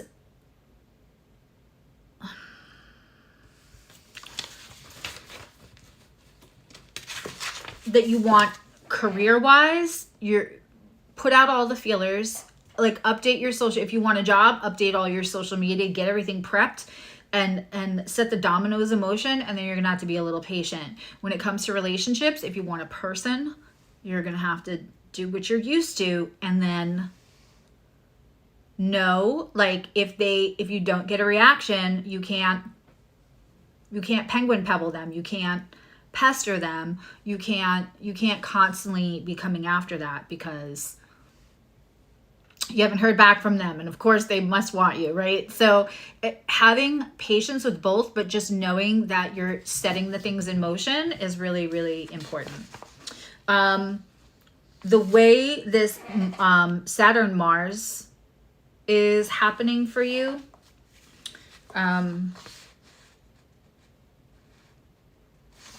hold on. Okay, I had my notes screwed up. The Saturn Mars happening for you is happening in that 12th. So institutional spaces, and which is government, school systems, hospitals, wellness facilities of any sort, and spiritual spaces. It's going to help you to execute anything you want to do spiritually, to understand how to engage, what the rules of engagement are, whether that's social media, right? Even though we're not talking 11th house, rules of engagement. If you're looking at spiritual spaces now include social media and all kinds of platforms. Look what we're doing here. Creating and executing Saturnian, like, things that you can count on, that your people, when they come to see, what can they count on? Can they count on seeing this version of you? Are you all over the place on your page? Those kind of things. Also, being sure that your boundaries are met. And if you don't feel safe in a space, especially in a 12th house space, get out of there. The Jupiter-Uranus is happening in your 2nd house, most likely, possibly your 3rd. But if it's happening in your 2nd house, that's your resources, man. That's your money. Manifest. Use that. Tell the universe you want your money, you want your value. And doing anything to increase your value is so important right now. So important. By the way, I will take questions later. Okay.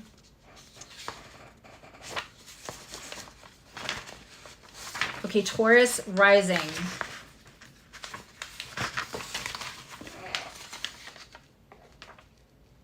Okay, Taurus rising. This is happening in your 12th house. The solar eclipse is happening in your 12th house. All of that energy could feel like, I don't know where it's going.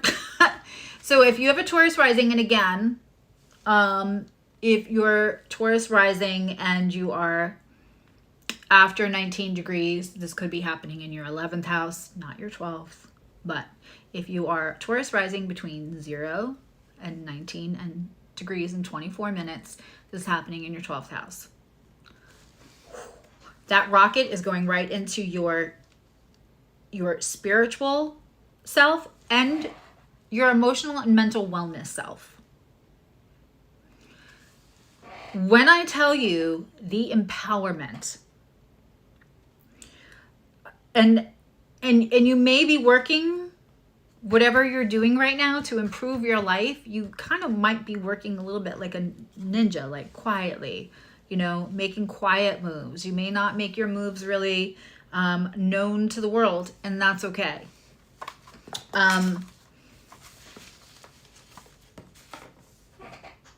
Anything where you can include a daily practice to help empower you and build that trust.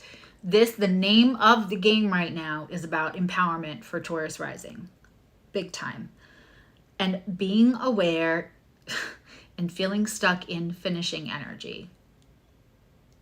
Somewhere along your childhood, somewhere along your career, somewhere along your relationships, somebody might have said, what you don't finish, you fail at. Now, that is not my belief system.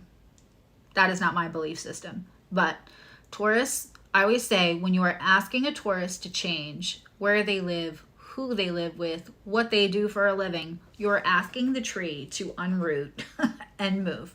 You're not just asking somebody to like make some small changes. You're asking the rooting of their lives can be so tied to identity. In a Taurus rising, the identity is you are stable. And anything that is less than stable makes you feel like you're failing at life. And that is not true, Taurus risings.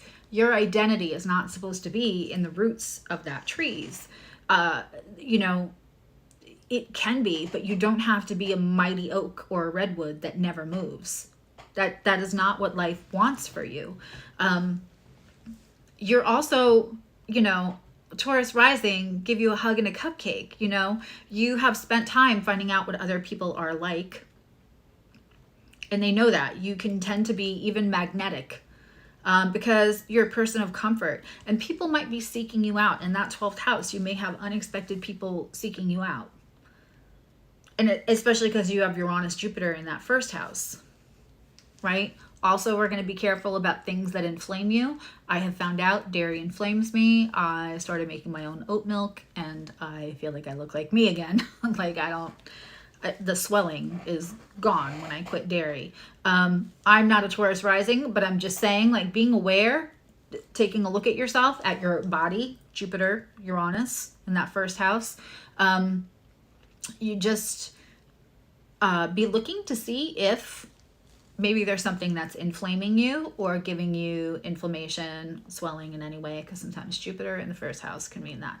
And unusual things like dairy didn't used to do that to me. Now it does, right? Is what it is. So that 12th house solar eclipse, though,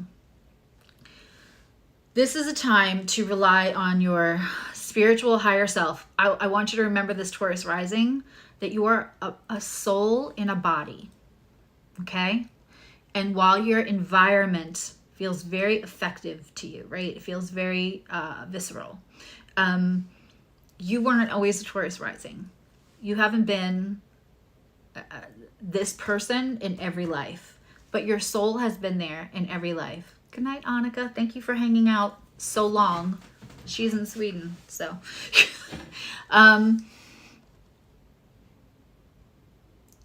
Getting unstuck is really the theme of this. And the way that you're going to get unstuck is through little things, again, like a daily practice. Anything that builds empowerment and knowing that, like, the nourishment that you built, the stability that you built is not supposed to be the environment.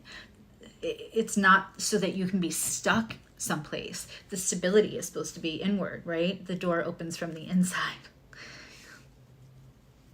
I love that line.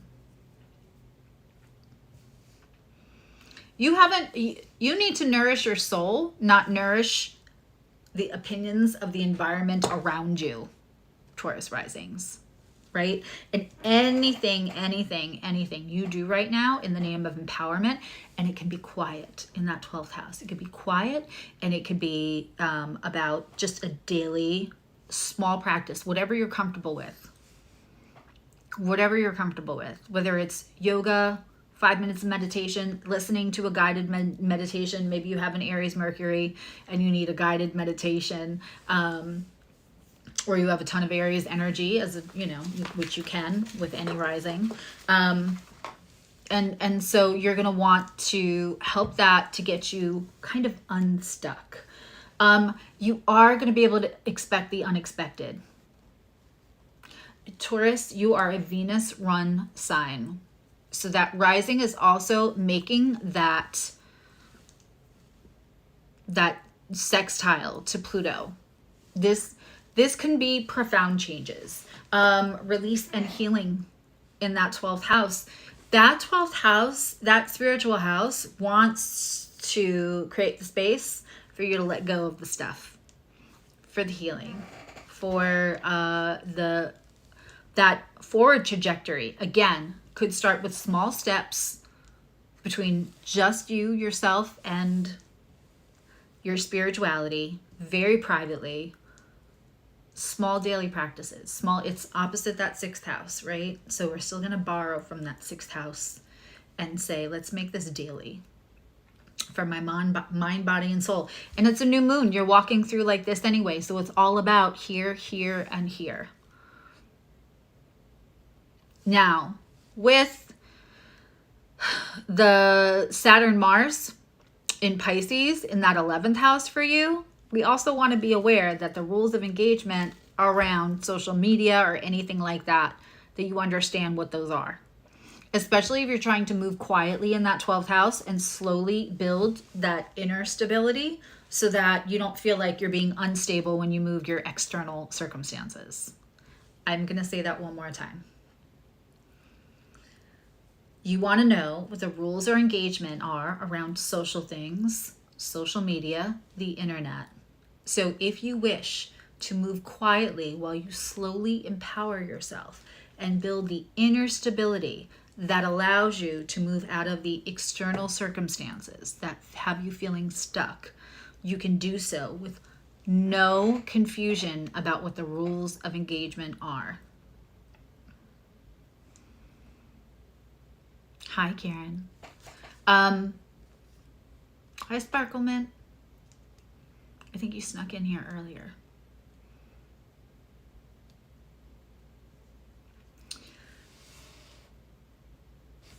Venus, again, is ruling the chart, and Venus is ruling the Jupiter Uranus in your 1st house. So also any kind of indulgences, sweets, any kind of indulgence, this is a great time to change that. If you wanted to cut out sugar, if you wanted to cut out alcohol, if you wanted to cut out overspending, if you wanted to cut out anything that feels like a Venusian overindulgence, Pluto will help you with that right now. Especially if you're Taurus rising. Those annoying semi-sextiles. Again, stop, tie the shoe. Don't keep ignoring. Don't feel like I have so much to focus on here. This is taking all of my energy. And I have big changes to make, because you might, if you're a Taurus rising, right? There might be profound changes with that 1st house, with that Jupiter, Uranus, and you being run by Venus, and Venus having a sextile to Pluto right now. It might feel like big changes. It might feel very profound. When you are healing, when you are moving in silence, when you are being very clear about the rules of engagement. The other thing that I want you to remember is try not to get overwhelmed. You're going to have to look at the little annoyances and stop and tie your shoe. I know it's a lot going on right now, but stop and tie the shoe. Like, attention to detail, because it's the details while you're on such a good trajectory that might make you trip up and do that game in your head where you're like, see that good stuff, that's not for me. Don't do that to yourself. And the sextile between Venus and Pluto, guess what that is? That is squaring. Aquarius is squaring early Taurus, especially. That's just more empowerment for you, which is what your everything is about right now. Be open to changing whatever you need to change without judging yourself, right?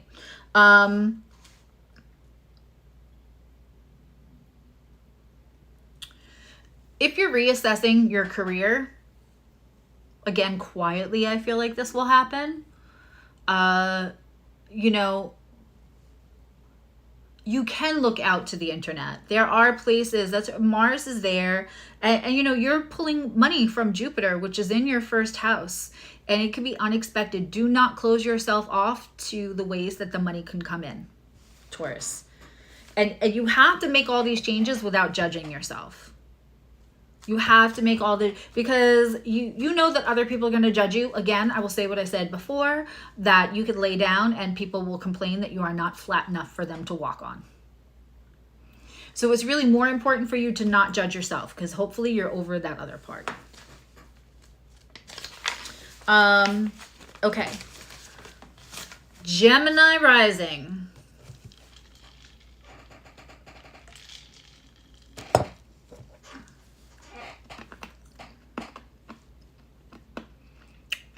Sorry. Ice. This is happening in your 11th house.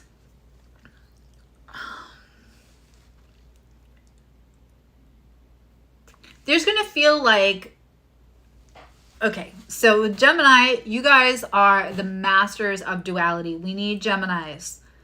Don't talk shit on Geminis. You know who's a Gemini? Tom Holland. Have you seen the lip sync battle? Did you see him do a mashup of Singing in the Rain and Umbrella?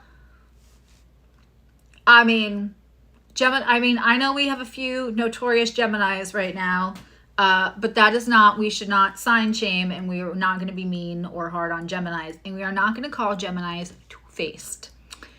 They can embrace more than one thing at a time. That gives them duality, and we need that in the world. Example, Tom Holland.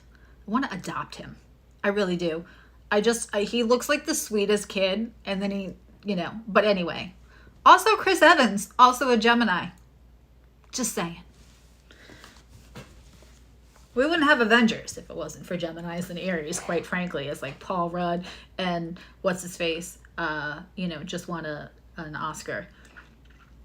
And I've used him as astrological, used his chart before. Why can't I think of his name? Tony Stark. You know, him. Anyway. They're all like Geminis and Aries. The whole bunch of them. Right? So, Gemini, you have duality. Now, because sometimes people give you a hard time about your duality, sometimes also you have maybe possibly, I don't know, I could be wrong, not all of you, but maybe some of you have a little social anxiety.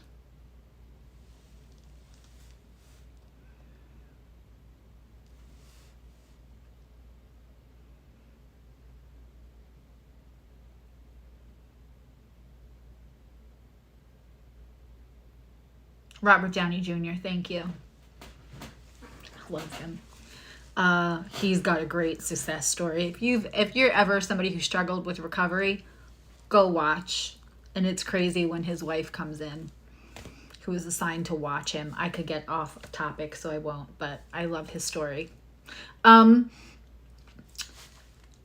I know Danny's making a joke, make sure all their personality. That is a safety thing for Geminis. That is why they also have social anxiety, right? So it is showing up however whichever parent needed you to show up. Grandparent, caretaker, at school, that was for safety, right? And they are genuine in each place where they're safe.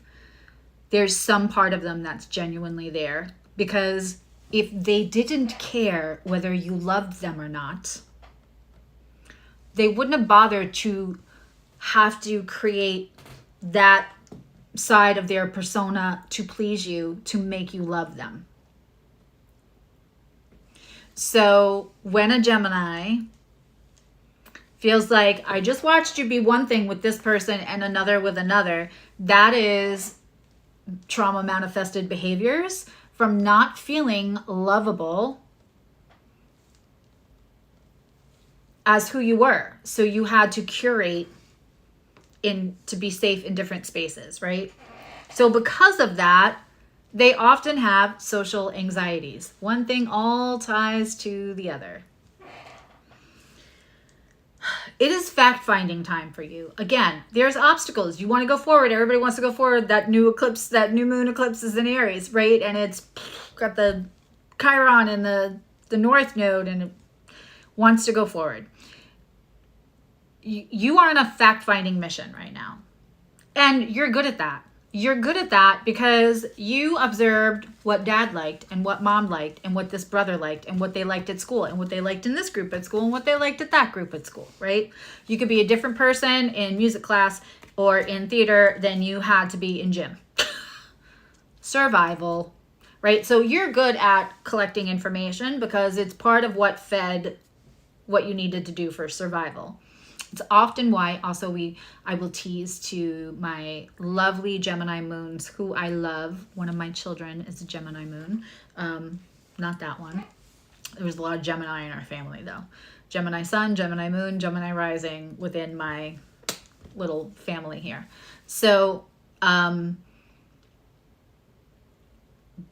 Gemini moons, I tease, sometimes will think their feelings instead of feel their feelings because that was safer. So that being said, this is happening in your 11th house of social groups, humanitarianism, internet, your long-term plans. You're just going to fact find right now because there is a little obstacle to like move forward. Also, you may like all of a sudden feel like you need to be social 1 minute, but you didn't make the plan. So if you can make plans to be social, I would not try to be social on April 8th. That's just me. That's just me, but it's hidden my chart. So like if you want to be social on April 8th, if you want to have an eclipse party, go for it. But don't try to do it last minute, is what I'm saying.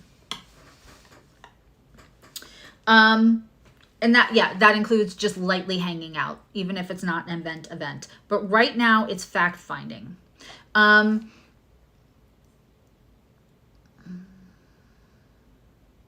The integration of your healing in the community you find yourself. This is a new moon eclipse where I say, right, we're in the darkest phase of the moon. We're using this, this, and this. When you are navigating your community, your friend spaces, your social spaces, I want you to be highly aware of like, is this encouraging you to be exactly who you are?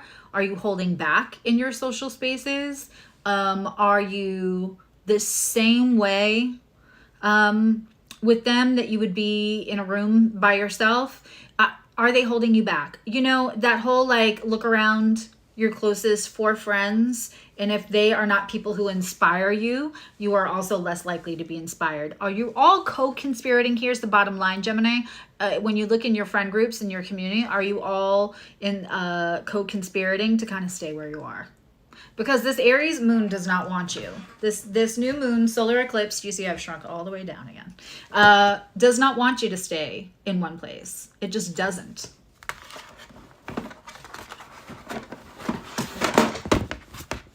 There we go. Fixed it. It's driving me crazy. It doesn't want you to stay in one place. You're going to have to look at your social circles, right? And that Mars and Saturn are happening in that 10th house. So there's a lot there that you can have forward movement in career as long as you know the rules of engagement. Forward movement in status, how people see you, your reputation, as long as you have the rules of engagement. And I will say, Gemini, this is where you excel. Finding out the rules of engagement, fact finding. How does this company work? What is this company's social culture? If you want a job, go find out what the culture is of that company. Right? Networking past your social limitations. Networking past what feels like your social anxiety limitations. Gem risings. Right? As far as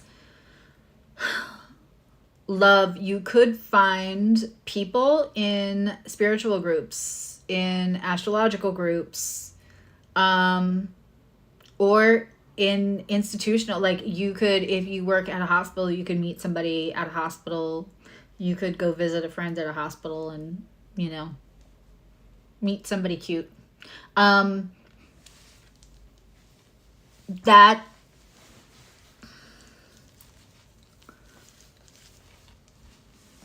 opportunity, right? That big opportunity, that Jupiter Uranus is happening in that 12th house for you.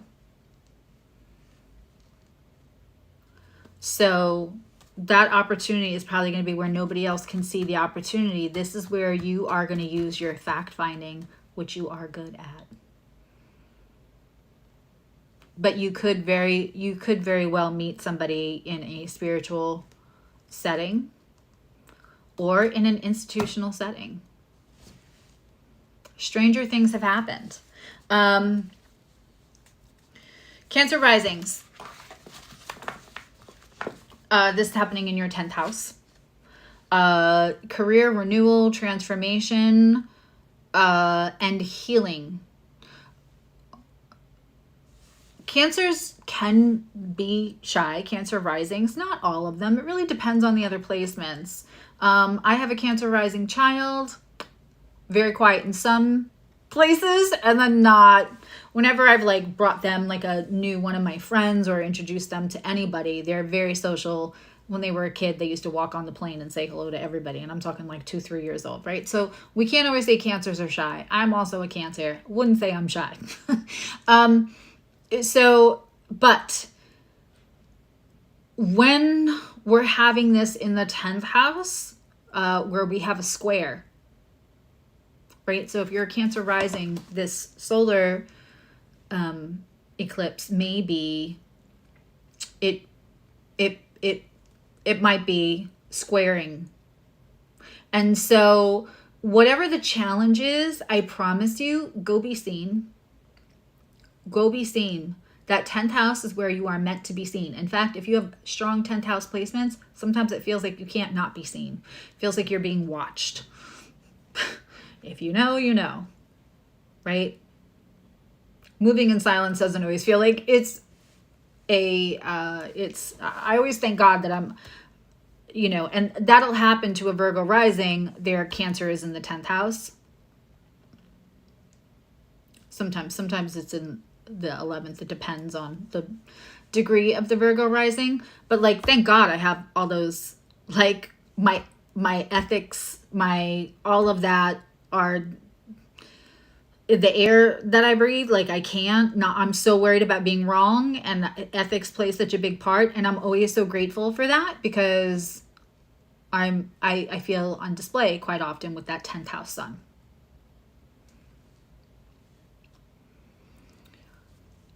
This, for you, Cancer rising, Aries in the 10th house, is you're on display, like Melissa Gorga would say. Because you are already visible, just be the kind of visible that you wish to be seen as. You're not really going to be able to do what Taurus rising is doing and like move in silence. You're probably not going to be doing that this is in your 10th house. So it's not just career, and really that's where our purpose is. That is where our legacy is left. That is how we are seen and known. And a lot of people are known through their career, which is the tie to career in 10th house, right? How do you wish to be seen? Because you're being seen anyway.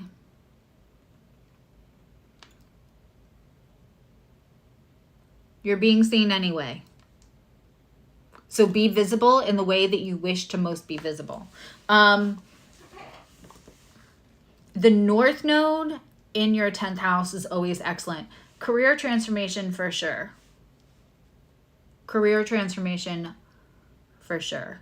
And because of where Venus and Pluto are having that conversation, you could even meet somebody that you end up being like, because Pluto is going to show up in that 8th house most likely for you, with Venus in the beginning of that 10th. Or Pluto is in the 7th and it's the end of the 9th. Either way, for my Cancer risings, transformational love that you feel really safe. For me, intimacy can only be had if I feel safe with somebody, right? If you're a Cancer rising, you probably feel the same way. So like transformational love of a lifetime opportunities are probably going to come in someplace where you feel safe. That Pluto happening in the 8th and that Venus happening in the 10th, there might feel like there's obstacles now, But that can turn into somebody who changes your status, as in from Miss to Mrs. or, again, we're talking about dominoes. We're all going to have to be patient. Ha ha, universe gave us an Aries solar eclipse, conjunct all of this like combustible energy, and then said, by the way, be patient. I'm sorry, I didn't order this. I'm just telling you what's on the menu.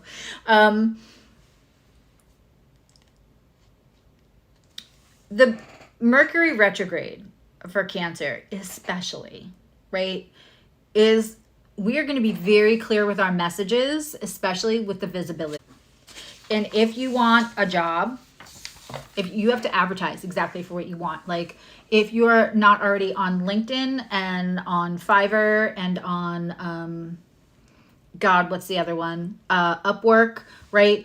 Go look at how you're presenting yourself. Go look at how you're presenting yourself. Advertising. You can be so seen right now. So if you're a non-shy Cancer, but you still have other things that make you like nervous about how you present, Cancer rising, you're going to have to advertise. You're going to have to advertise for exactly, like dress for the job that you want, not for the one that you have kind of thing. You're doing everything that way right now. And yeah, and Cancer risings, there could be life-changing love. There really, really can. And again, I just want to say this one last time. You're being seen anyway. You're being watched anyway. That doesn't have to be bad.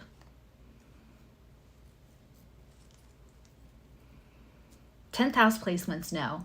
You're being watched anyway. It's in my case, it's never not been, that's just kind of like an all year round. I don't need an astrological event for that to be happening. So do your best for the people that you want to get their attention, that it matters, right? And those who mind don't matter, and those who matter won't mind. So don't get tripped up on that. But go ahead and be visible how you would like to be visible. And the people that are supposed to catch it will catch it, because that, especially right now, advertising, and that is that Jupiter Uranus, where we're just going to call in a Venusian windfall, that's in your 11th house. So go put it out there on the internet. Go call it in.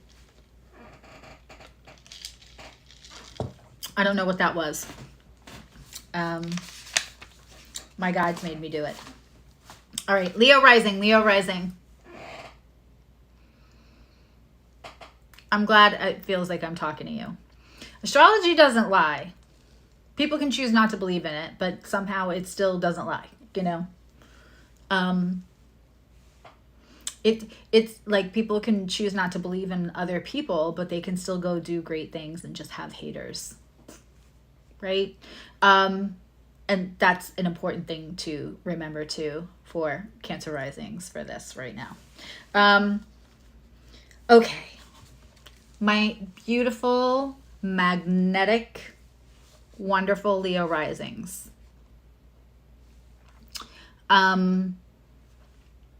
You are magnetic. People will cross a room for you. People will seek you out. People, right? It's not, you can attract the people in. You kind of do that in your sleep. You're Leo rising, right? This eclipse is happening in your 9th house. Now, this is expansion. This is our house of expansion. This is house of open mind. This is the house of higher education, higher thought, higher mind, other cultures. We are open wide. The future's open wide, right? It is. So this is not so shabby for Leo rising, having this eclipse in the 9th house, right? You are also a rising fire, so you don't mind all this fire. You are a little fixed, right? You can normally sit and the people will come to you because oh, I think I did that in a membership Zoom where I went around the houses and said what they feel like elementally. And I talked about Leo being the fireplace and people wanting to come get warm by the fireplace, right? The fireplace doesn't go to the people who are cold. The cold people come to the fireplace. And congratulations on your magnificent placement of being a Leo rising. I know it comes with its ups and its downs, right? So you're having this in your 9th house. There is so much expansion for you. There is 10th house expansion too, because you got Jupiter, Uranus in the career. Now, in other people's money, you want to be real careful about those rules of engagement, because that is where the Pisces, the emotional, so we got the water sign energy showing up in a water sign house. We have the earth energy showing up in an earth house. And we have that fire energy showing up in a fire house. It is like gasoline on the fire, which is great. You're going to be real clear about the rules of engagement for anything that you're doing with 8th house subjects, detective work, the occult. I mean, this could be considered a cult. Other people's money, your taxes, all those things. You're going to be real clear, real clear. Can't say that enough because it's the 8th house. Real clear. That 10th house, you have money expansion. You can have status expansion. You can have, let's just call it in as a Venusian windfall. And I mean, the way that Leo attracts, the way that Venus does, I 1000% will abide by all the astrological rules and things set in places. As a Virgo rising, I will absolutely abide by all of that. But there are a couple of things that I cannot get over. And that is that Venus isn't in its exaltation in Leo. It just feels natural, right? You both have the attract. You're both magnetic. Venus is magnetic. Leo is magnetic. Like, hey, let's get together. Like it. So that being said, that Pluto is in your 3rd house, hopefully untethering you from anything that would completely help you express all of the 9th house subjects, all of that expansion. Right? And that is making, that is in the 7th house. It's in the 7th house. Aquarius is in the 7th house. So you're having Venus in the 9th and having that lovely conversation with Pluto in the 7th. This could shake up partnerships, but only the things that keep, like that Venus in that 9th house also just wants to take you to abundance, wants to take you to worth, wants to take you to love. And you may experience love with somebody from a different culture or in a different place. If you make travel plans now and somehow something gets blocked or you may move those travel plans, and that ends up being the second trip, not the one that you thought you wanted, the one that you get because you had an obstacle, could be the one where you meet somebody. Very, very interesting for Leo rising. But again, you are right. You're the fireplace. I've said this many times. Just this once, it would behoove you to go to start the conversation. I know you normally don't have to, but you may have to make a little bit, the squeeze that you can get off of making that little bit of effort. That you might be acclimated that you don't have to, right? But like the boy will come to me. Yeah. Like that, there's just extra for you. There's extra for you if you take that Aries energy, because Aries is fire that moves, right? Aries is a wildfire. Aries is fire that moves. And Leo's fire that sits still. So I am asking you to get a little uncomfortable and move. Because what is in it for you, quite honestly, is like love, money, status. You guys have a lot to milk out of this eclipse, like a lot. And it's all good. Not mad at it. That money coming from career, absolutely. Going forward and asking to negotiate a raise could be beneficial for you right now. Absolutely beneficial. All right, we are at Virgo rising.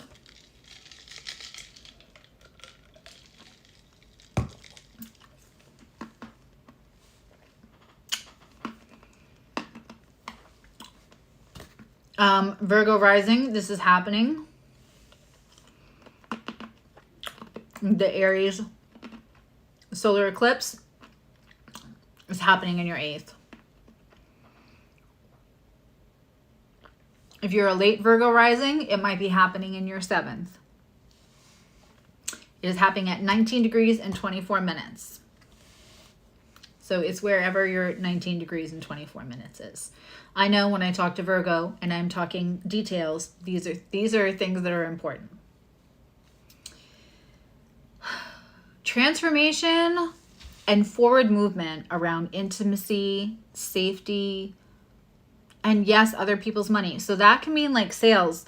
Actually, Virgo risings, there's a little bit for like passive money coming in here, but let me... that North Node in your 8th house, if you wanted to do something a little taboo, if that speaks to you for some reason, this is when I would absolutely, and of course, the semi-sextiles are going to feel like annoyances. If you found the right partner, if you found somebody that you had absolute clear communication with, this could be partnership into moving into something that you want to do that might not be palatable for everyone. If you wanted to move towards being a death doula, working with trafficked kids, just things that are hard for other people to deal with. Virgo risings are good at serving, and they're good at focusing on the detail.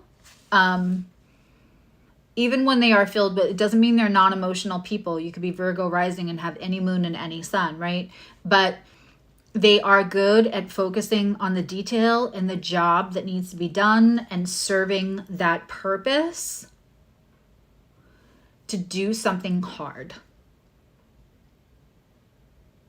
Especially with Aries hanging out in the 8th house.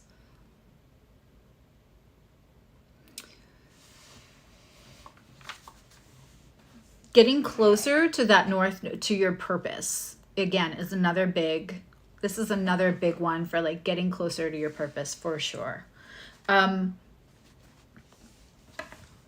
Also with intimacy, reassessing kind of how you use your Mercury in retrograde.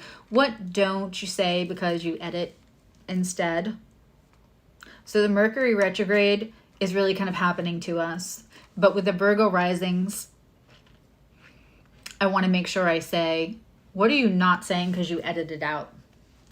And you know if you're one of these people, if like you type and then you untype. You type and then you right? You type and you erase. You type and you erase because you're afraid it won't be the right thing to say.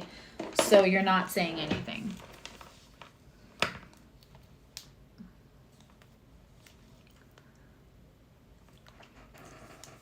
You don't want to close off opportunities because you're just not saying anything because you're afraid it's not the right thing to say. This, again, very important to really seize that energy, ride it like a fucking magical unicorn, right? Into the trajectory of where you want life to be.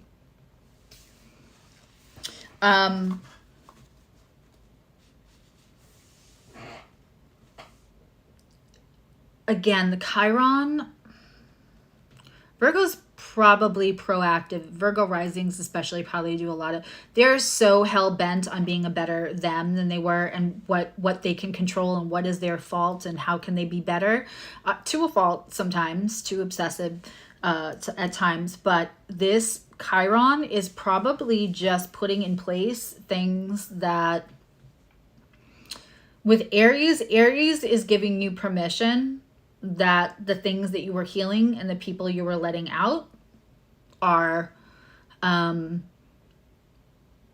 were the right things. That was that subterfuge or whatever it is that lets go off the rocket. It is time to let it fall away. And healing around that can be very, very personal, and very, very private, especially in that 8th house. But if you're doing that and you're taking the time to cry and process, that's the most important part. Just process it, however you process it. Whether it's with a bowl of popcorn and a sad movie so you can cry, whether you're crying at a commercial, whether you're crying at the drop of the hat, whether you're getting angry, whether you're writing stuff down in your journal, just process. That's really, really important, because in the 8th house, you don't want to shove it down. That's not good for you. And let us not forget that the Virgo risings had Venus in retrograde read their 11th house of friends to filth, and we'll get a little, well, wherever your Leo is, you are going to get the same treat when Mars goes into retrograde in December. That's a whole other show. But that Venus in retrograde could have changed things up a little bit, and you're still healing from that. Seal that healing. Let it fall away at this point and move forward. And if you can serve in a place that others can't, there's so much value to that Virgo risings will feel. That conversation between the Venus in the 9th house, and then Aquarius will be in the 6th, is really, really interesting. So there can be money that you can pull from your everyday stuff, and that is why passive income, Pluto being in that house of support. Some people call it the house of resources. I kind of see the 2nd house as the house of resources. For me, it's a house of support though. And it's daily practice.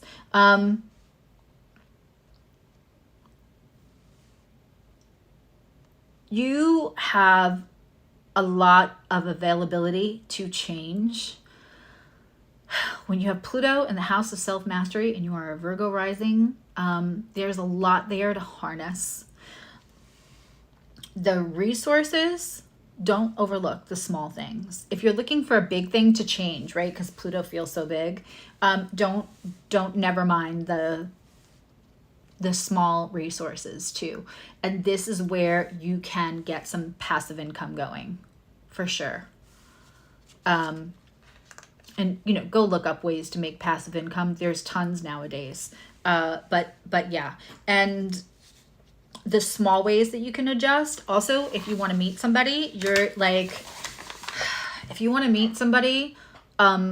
adjusting the way you approach, adjusting that small little boundary that doesn't allow you to approach, it's going to be, it's that Venus is in the 9th house. So, the Venus is in the 8th house. So that kind of intimate, safe, which is so important for Virgo risings, that availability is there to you. And that Jupiter Uranus in the 9th house, that windfall of Venusian unexpected jackpot kind of thing, that could be a teaching gig, that could be a trip someplace, but there's just, it doesn't always have to be perfect. Let that Aries energy ride you into let's just do it. Let's just do it. I know that's really hard. It's a hard ask for my Virgo risings, but try, because doing the little things, getting the passive income going, you know, when we're at the Aries full moon, that could really be paying off for you in a big way. And don't forget, we're talking about the darkest part of the moon phase and walking around like this. And also, you know, there's an obstruction. So we're planting seeds, and they won't be ready to be ripe and picked maybe until the fall. But still, passive income, big opportunity for passive income. Passive income is nice. Passive income. Did I say passive income, Virgo risings? Go get on that. Libra risings. You know, so where we have all this energy opposing your rising sign, right? So this, and if you're a late Virgo rising, this is also the house you're going to listen to. So if your identity is in that first house, if you have a lot of Libra in that first house, then, and this is happening in your seventh, this is going to feel like all the energy is happening in the house of other. But if you're a Libra rising, you can kind of always feel like all the energy is in the house of other. And if you're a Libra rising, you totally understood what I just said. So all of that Aries energy happening in the seventh house. And again, if you're a late Virgo rising, this is, or after 19 degrees, this is what you're also looking at.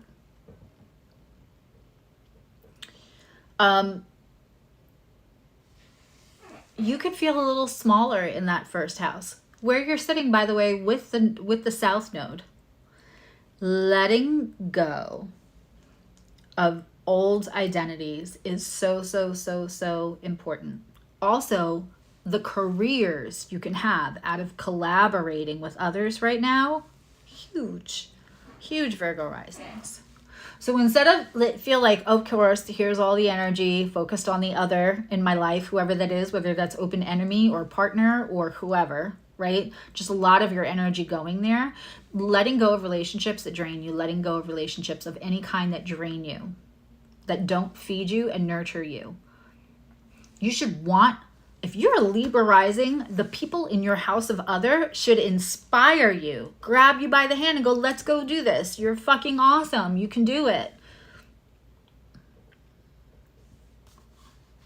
Right? You're going to heal not needing the opinions of others always, but also, and I talk about this all the time, what you sacrifice for external peace, what you sacrifice in inner peace to gain that external peace. And especially if like where all the other placements are hanging out, right? So we have Saturn and Pisces, Saturn and Mars and Pisces in that sixth house of everyday stuff. What are you executing? What are you executing every day? Where do you have problems? Because if Pisces is in your sixth house, you might not be the best at routine. You might plan a routine like it's nobody's business and not execute it. If Pisces is in that sixth house, you might suffer a little bit with habits or lack of, therefore. And so what are we going to do to make habits and execute habits? What are the rules of engagement in that sixth house of health? Also, go figure out Mars is in your sixth house, then you might be experiencing a little inflammation, whether that's external or internal. Just what kind of restrictions are best for you? What are the rules of engagement for your body? What are the rules of engagement for your life to produce something without it feeling like a punishment? Because that's the other thing. You got sixth house on the Pisces on the sixth house. You can't have that feel like a punishment. Cannot have it feel like a punishment because you won't do it. You're not going to do it. It's unpleasant. You are a Libra rising. So you are a Venus run rising. If it's super unpleasant, you're going to be like, don't want to do that. And put it last on your list of to do. So focus on finding not only, right? Rules of engagement for you, for your habits that are conducive, for you feeling like you're producing something that gives you the power balance in all of your relationships, but in a way that you want to do it, in a Venusian way. Where is Venus right now? That's going to be in your 8th house. Venus in the 8th, having that conversation with Pluto. And it's in your 5th, right? So we have intimacy and romance, which, you know, we're talking about distraction. It's not a frustrating distraction, but it's there. But also, we're also talking about creativity and other people's money. Creativity and other people's money. What can you do? Which other people's money doesn't mean you're stealing it. It just means like other people are like, take my money. I love this. Right? So find a way for you to create a schedule, create rules of engagement for your 6th house, for your health, for your habits, for the betterment of who you are as a human and the satiation of your soul, but in a Venusian way. And that's going to be a little easier for you to do right now. And, you know, with Jupiter and Uranus in that 8th house, however, other people's money can be there. That can be lottery, that can be inheritance, but also it could just be like raises. There's so much for Libra rising, especially when it comes to money.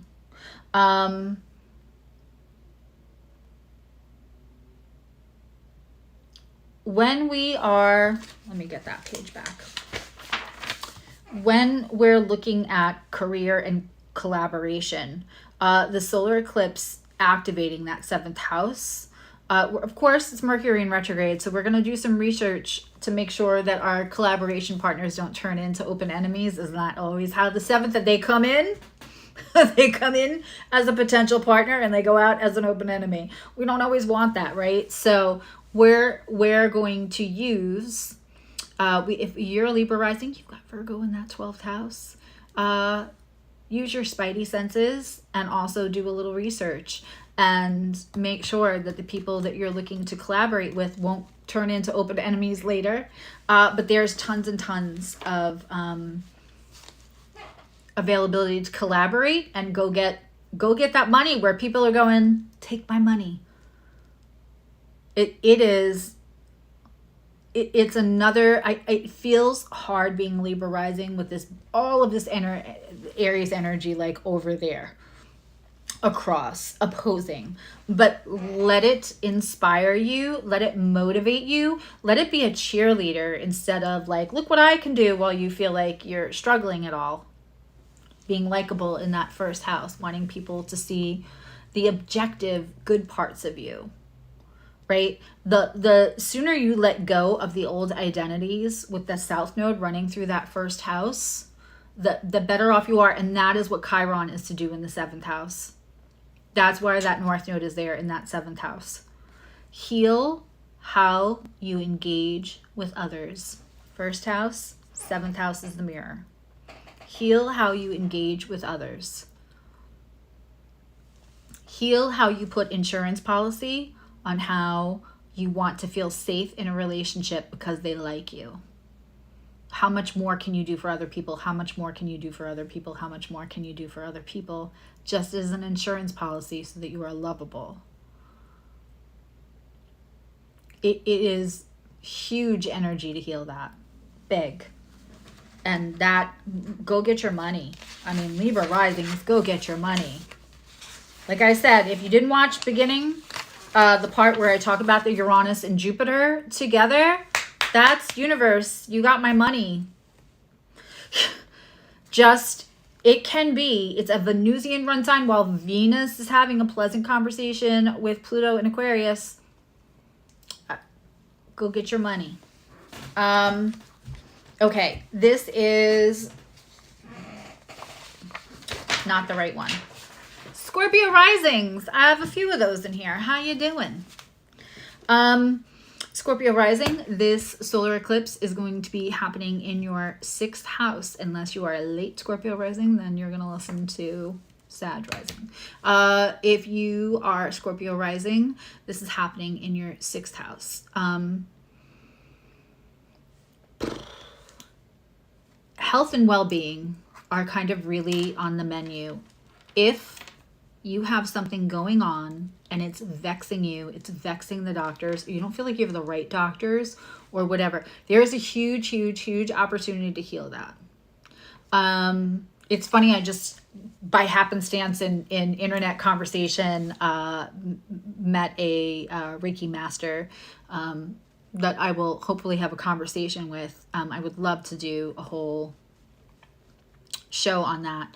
But like, this is a great time to bring in Reiki to heal. This is a great time to, and I know that feels like Aries is so hands-on and raw, but this is a really great time for you to bring in those healing energies of that 6th house, and really be active with it. Be proactive with it. It's also about healing the mind and our attachment to productivity. We live in a productivity-driven society. It's kind of how we're told to value ourselves, what we can produce monetarily, in longevity, in places, in stability. What did you do? We can feel really attached to the productivity value system of our current society and what has been our society for a very long time. Healing your wounds around that and how you let that, how you value yourself based on that, huge. Huge. Mercury retrograde, now that I'm saying it out loud, you will hear it. I want you to listen how you speak about yourself and how that relates to your own value and what you're telling your brain, because the brain is the wonkavator of all of this. So Scorpio risings, I know you're a little sus, like you love humanity, but on an individual basis, you're going to be a little sus of people, right? And I love that. I also have a Scorpio rising child. And I totally get that. And you're just not gonna be able to win that argument with like, they're going to have to prove to me that I can trust them. And then once I realize I can trust them, then I really trust them. But before then, they don't get my trust, right? That is such a mindset for you, and I don't blame you. It was a safety tool. I totally get it. There is no shame in it. I often say Aries could learn a lot from their other Martian-ruled friend Scorpio about vetting people.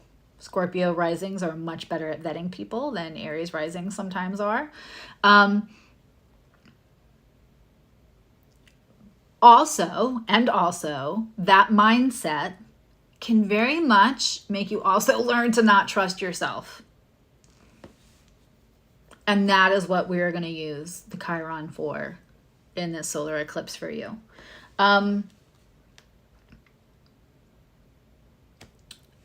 Scorpio rising, you're also going to pull your money from Jupiter, which is happening in that 7th house. So collaborations, and when I say collaborating, I know Scorpio might want to like go do what they need to do, and not really, that's not anybody else's business what I'm doing. I am telling you the collaboration aspect of how that money can come in, kind of getting everybody on board.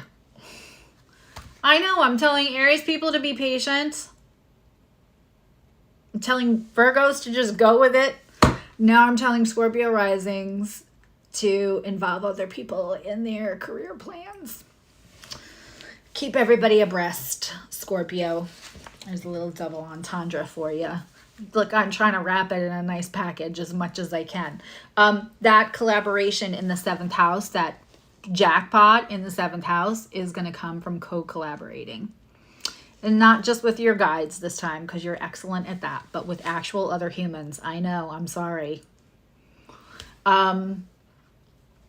You don't have to trust everybody right away, but to a limited degree, I am just asking you to like, hey, you know, let's be on board with this. Are you that, and the rules of engagement, right? The rules of engagement are in the 5th house. That is where it feels risky. Scorpio doesn't mind that house though. Scorpio likes a little flame, little risk. So that 5th house of rules of engagement, one, could bring you a very brown chicken, brown cow kind of next couple of months, but also that rules of engagement for creativity. So however you're going to be creative and moving forward with your career stuff or with money stuff or with raises stuff, the more kind of on board and collaborating you get with people, especially because you're going to want to clarify and be clear with the rules of engagement, but also that Mercury in retrograde is also in that 7th house. So you might just have to, you might feel very frustrated, Scorpio risings, with communicating with your actual partner if you have one. Right now, listen, you might want to just like put a pin in that a little bit until the energy moves, until after April. I would not think that this is the time. Heal yourself, heal your relationships, you know, all of that. Great. Like big, whatever, big opportunities in that 7th house with the Taurus, Jupiter, Uranus, right? Also unusual things could come in through partner. Whether that, if you're single, that could be just not where you expect to meet a partner. A partner could come in unexpectedly. And yeah, sure, we have to be careful sometimes. It could be an open enemy that comes in unexpectedly. So, but you're Scorpio rising, so you're going to vet everyone. I'm the least worried about you letting somebody through that you're not supposed to. But that healing and that you're going to want to be really careful how you talk to yourself. You're going to want to the things that shake up that 7th house can be good, sure. But the more you're clear, you know, they're all kind of connected. So the more we're clear on the rules of engagement, even where you would rather kind of be like, you know, doing your thing, getting your pleasure and being risky, it's going to behoove you, because this is all going to go tie back to your health and your well-being and your mental well-being and your emotional well-being. And do you want to further the healing from the trust that you need to have in yourself, that you maybe don't have in other people? And I understand that. Or do we want to do something that turns out to be inflammatory, that makes us pull back even, you know, further under the water, my iceberg friends, right? Because here I am saying to all the Scorpio risings who would rather be like, just the tip. You get just the tip of the iceberg, right? And I'm like, by the way, could you emerge from the water and just kind of let everybody know what's going on? I know. But again, what did I say in the beginning of this eclipse special? It's going to be the thing. The more open you are to change about how you're doing things now, the better this is all going to play out in the next months and in your life, because some of these things are bigger than just the next 6 months. Okay, so again, pulling your money from that Jupiter and Saturn, there is collaboration to be done. Yeah, and opportunity, you're setting up for it now. So when you're collaborating, when you're talking to people, you're setting up that opportunity for later. Just trust me on that. So we are watering the seeds. We are planting the seeds. There is big opportunity to come in later. Seriously. Especially as like Jupiter is going to move into your, Jupiter is going to move into Gemini in the end of May. That could be some really fun energy for you, Scorpio rising. And as far as like meeting somebody new, also like daily stuff. like Venus is still in that 6th house, right? So like your habits. If you're going to the same gas station, you're going the same place to get your coffee. If you're going the same place to work out, if you're going to the same library, if you're going to the same stores, change it up a little bit. If you haven't met anybody recently or anybody of late, change it up. Change it up. There's also opportunity there. All right, we are on Sag rising. Hello, James.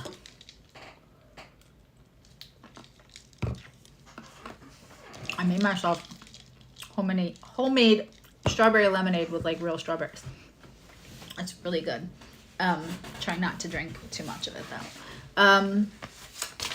Sag rising with Jupiter ruling that ascendant and this big Jupiter. I cannot wait to talk to you about this. All right, so this is happening in your 5th house. Fun, fun, fun. Unless you are after 19 degrees and it's happening in your 4th.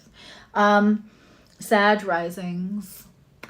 Aries in your 5th house of brown chicken, brown cow. Creativity, risk, right? Also kids, because, you know, when all this was decided, the houses, having children was a huge risk in lots of different ways. It's sadly beginning to be that way again, but not in all ways. I'm not going to get into that conversation. Anyway, this is very fiery. You are fiery. Aries is fiery.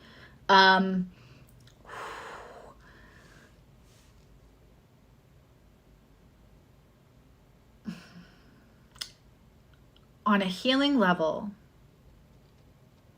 any Sag risings who experienced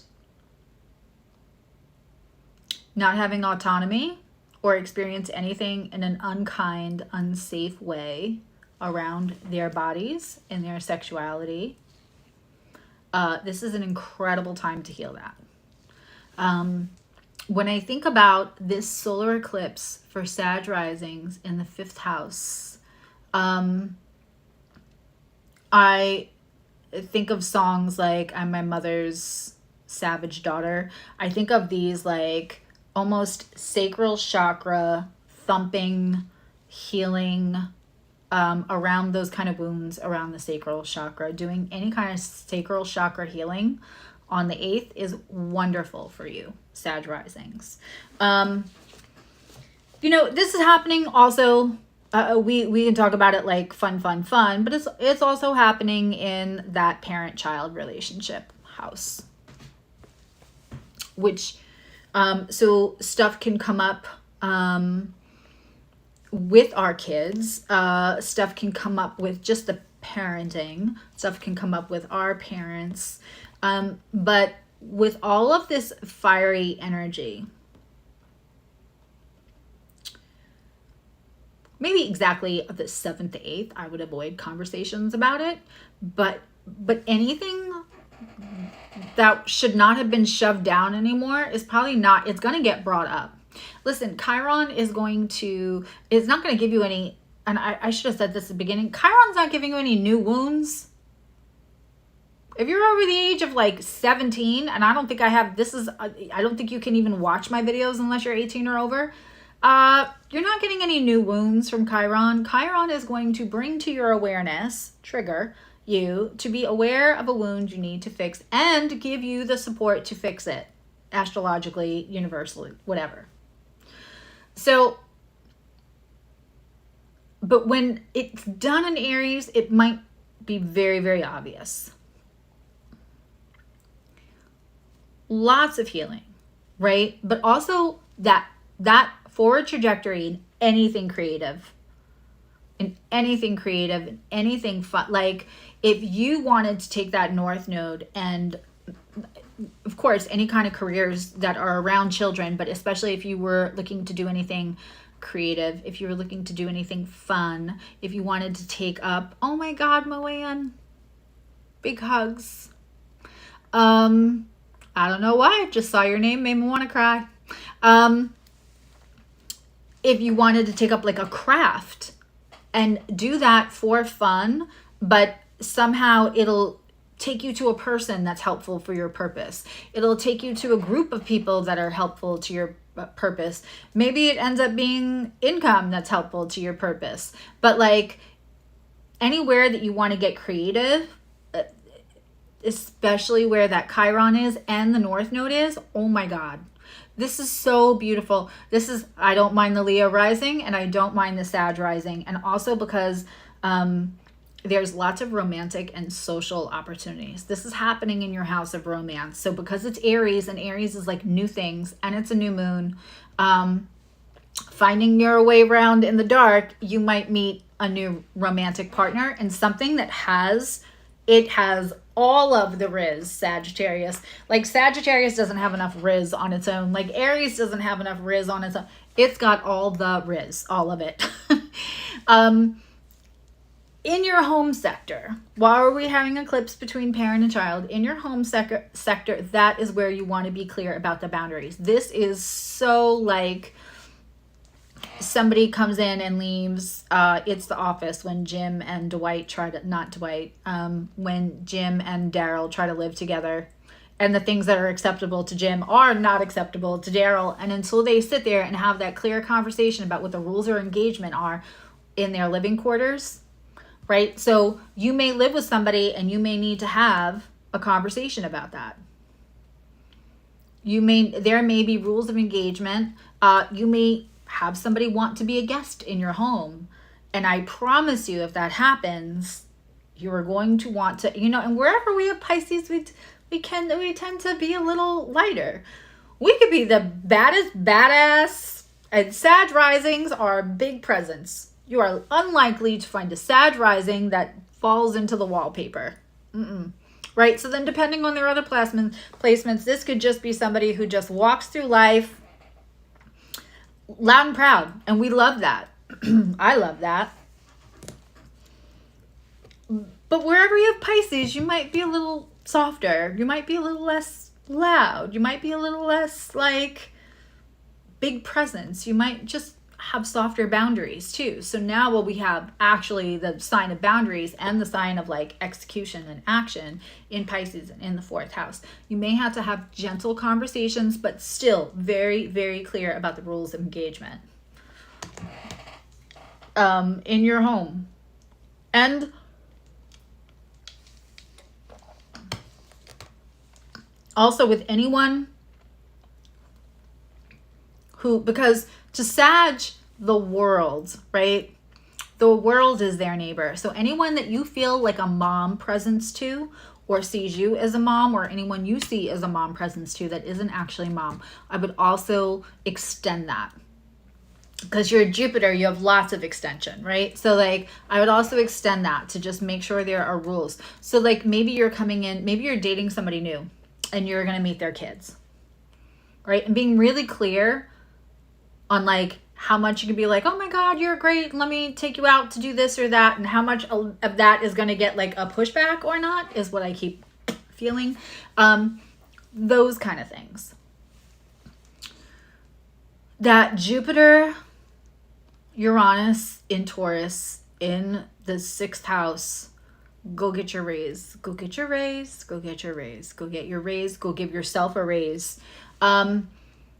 Again, we're going to use that power of Uranus, Magik with a K, and use that mindset and just, it's Venusian, right? It's Venusian run. And where is Venus? Venus is sitting in that 5th house on fire. And having a conversation with Pluto in the 3rd. So go ask for the raise. Go ask for the raise. Or give it to yourself also. If you are working for yourself or doing something like a side gig, this is a time to maybe like, if you are providing services for other people, maybe a time for you, Sag risings, to raise your prices. Yes.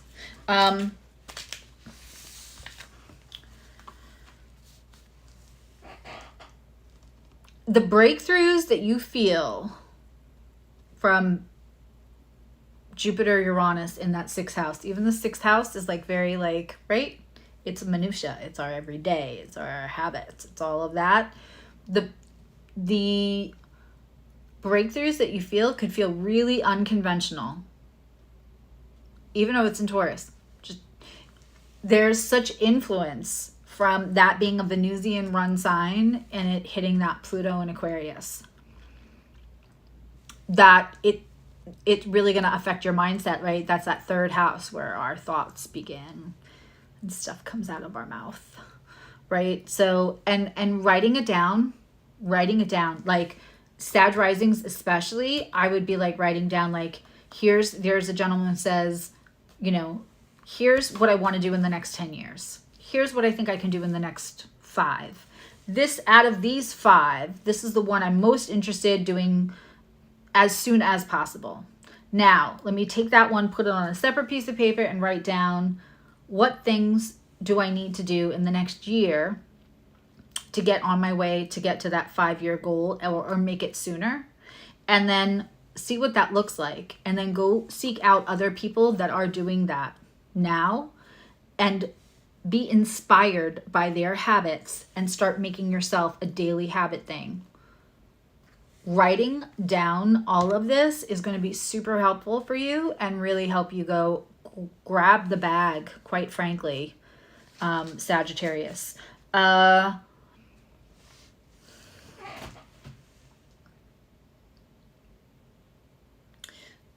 You're the one sign I'm going to say I wouldn't be overly risky with your money, right? I wouldn't be overly risky with that money, but look at long-term investments. Solid long-term investments is not, that's things that can grow slowly and surely, like that 6th house does for us, and that is supported.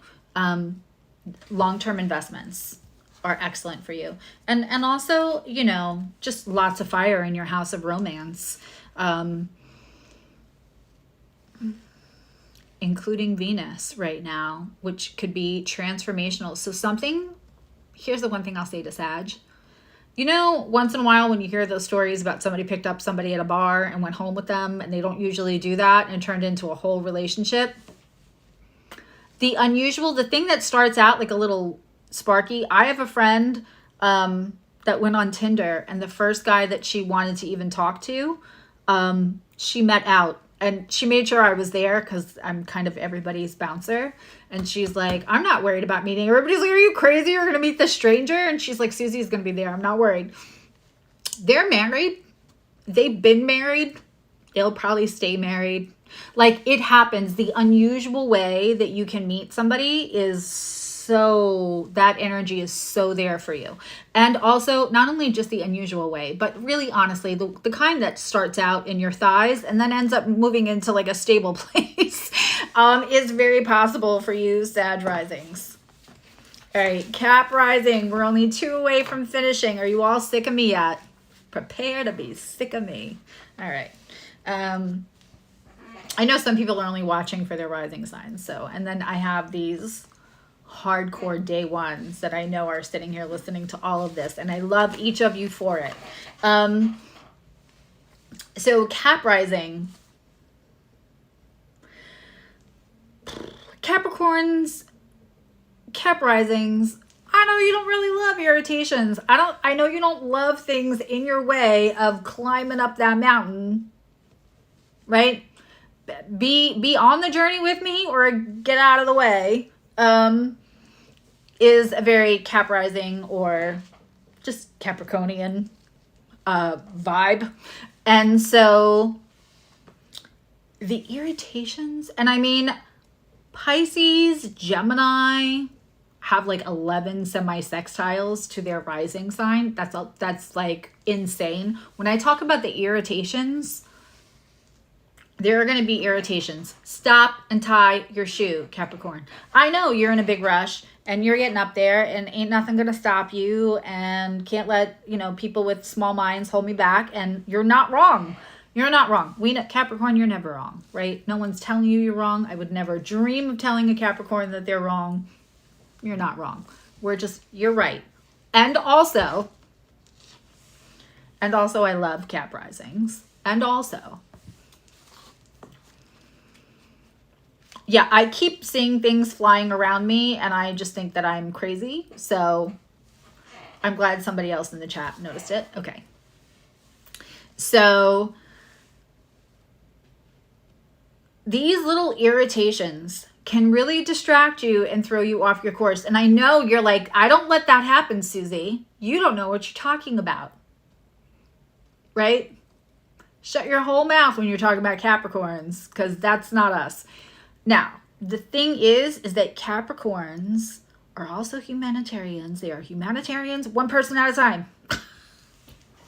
And so, I know what you're saying. You're not going to let those little annoyances, but sometimes those little annoyances are people you love. And so, then being like frustrated at the irritations and feeling like, well, now this just set me back 2 days. And I don't have 2 days, right? I don't have 2 days. Talk to a Capricorn. Their currency is time. They're mad. If you make them lose 2 days, Pisces is like 2 days, 3 days a week, but we love each other. We'll get through this. Capricorn is like 2 days is like 2 years. What I can get done in 2 days, it will take anybody else 2 years. So if you make me lose 2 days, you made me lose 2 years. That's all right. Feel free to roast me in the comments or show me the lie, Capricorn. You have so many choices though. There are so many solutions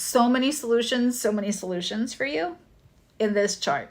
So again, kind of like what I said to Aries, you can focus on the frustration of the irritation, which I know is going to be like very vexing for you. Vexing.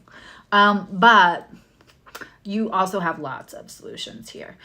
This is happening in your 4th house, right? So hence why I said, I know you're like, I don't let those little distractions. I have a mission. I'm on a mission. I got stuff to accomplish. I'm saving the world, right? And I'm doing the things.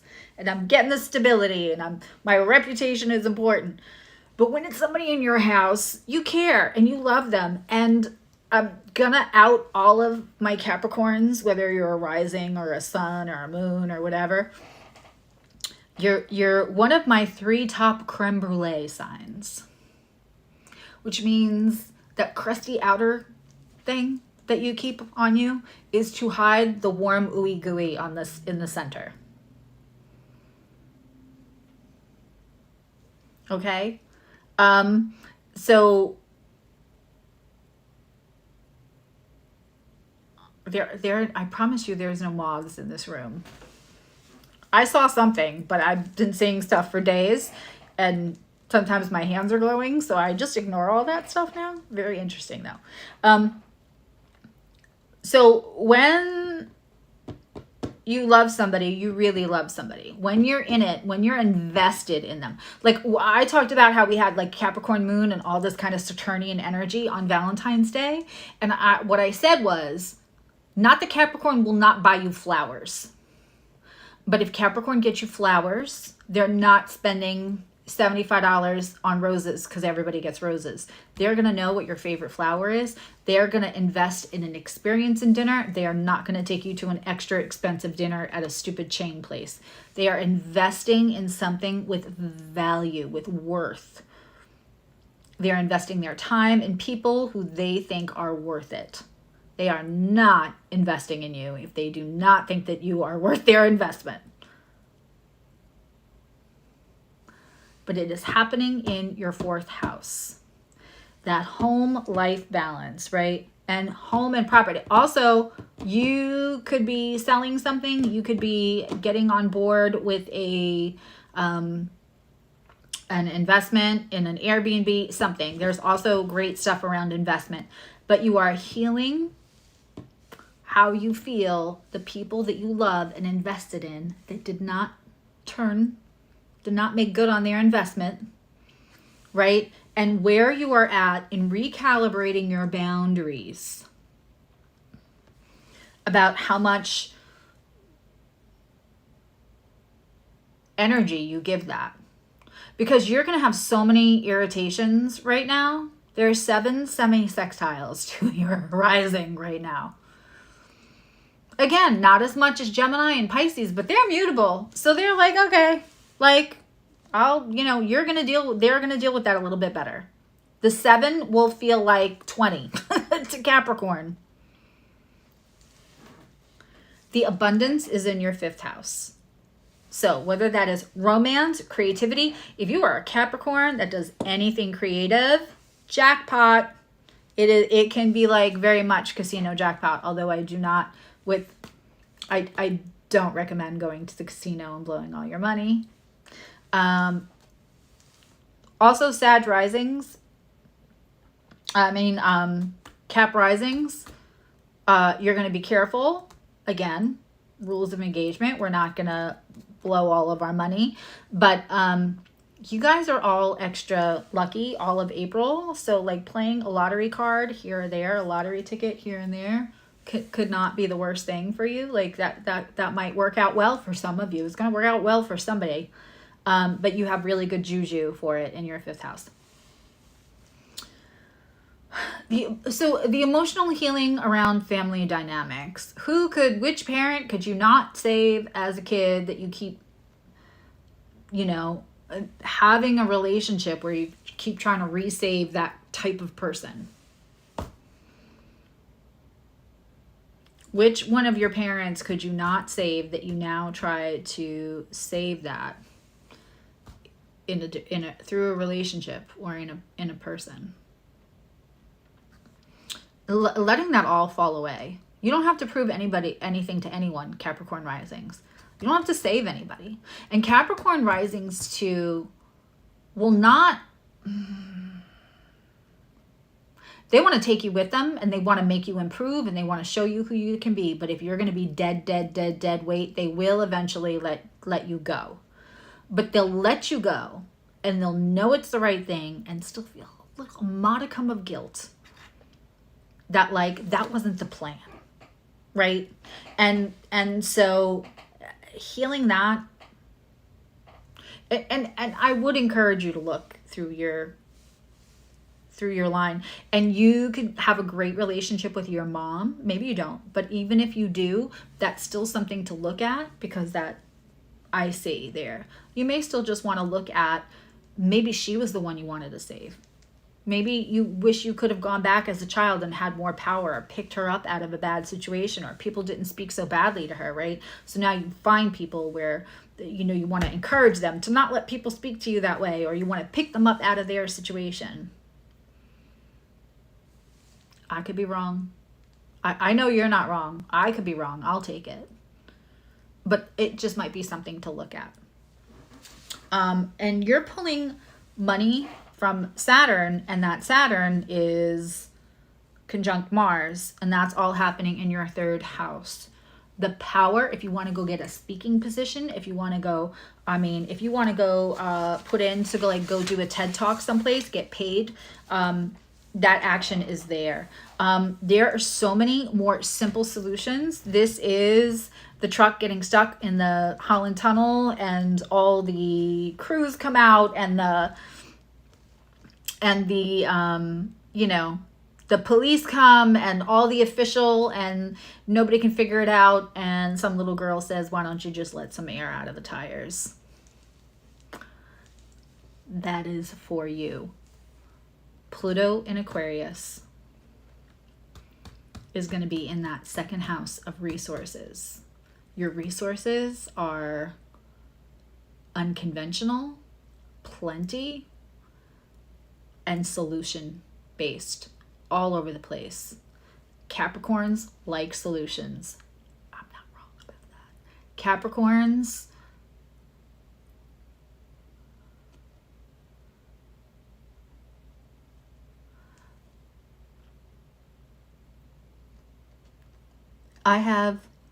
you have Aries sun, Pisces moon, and Pisces ascendant. That's not me. I don't know if you mean I have or you have, but that's a great combo.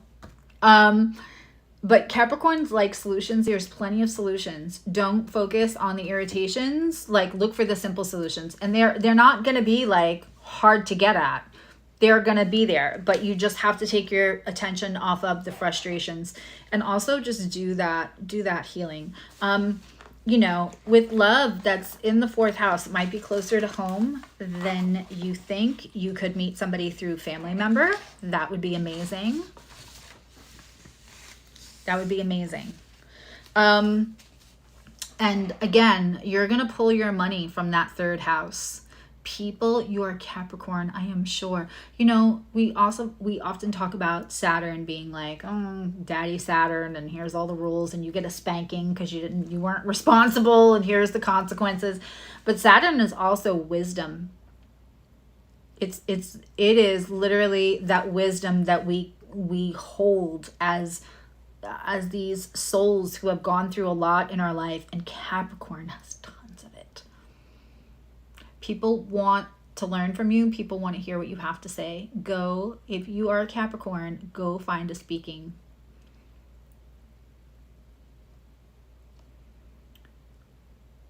Go find a speaking engagement and go get paid. You can get paid for it. Podcasts, go get paid for it. People want to hear what you have to say more than you think. Well, welcome, Eliza. Welcome to it's a fun community. Aquarius risings, how y'all doing with your big eyes that you could go swimming in, the water bearer eyes? Aquarius risings are always so interesting to look at. And sometimes they're not like conventionally what you think, that like you could get lost, but you can get lost in an Aquarius rising. I just saw it again, Juan, so it'll probably take a second before you see it on the screen, but I saw it again. And there's nothing in here. And if they were, I have so little lights on, they would either be right in front of me, the one little light I have on there, or it'd be in the back. Okay. Bah humbug. Okay, Aquarius rising. This is happening in your 3rd house.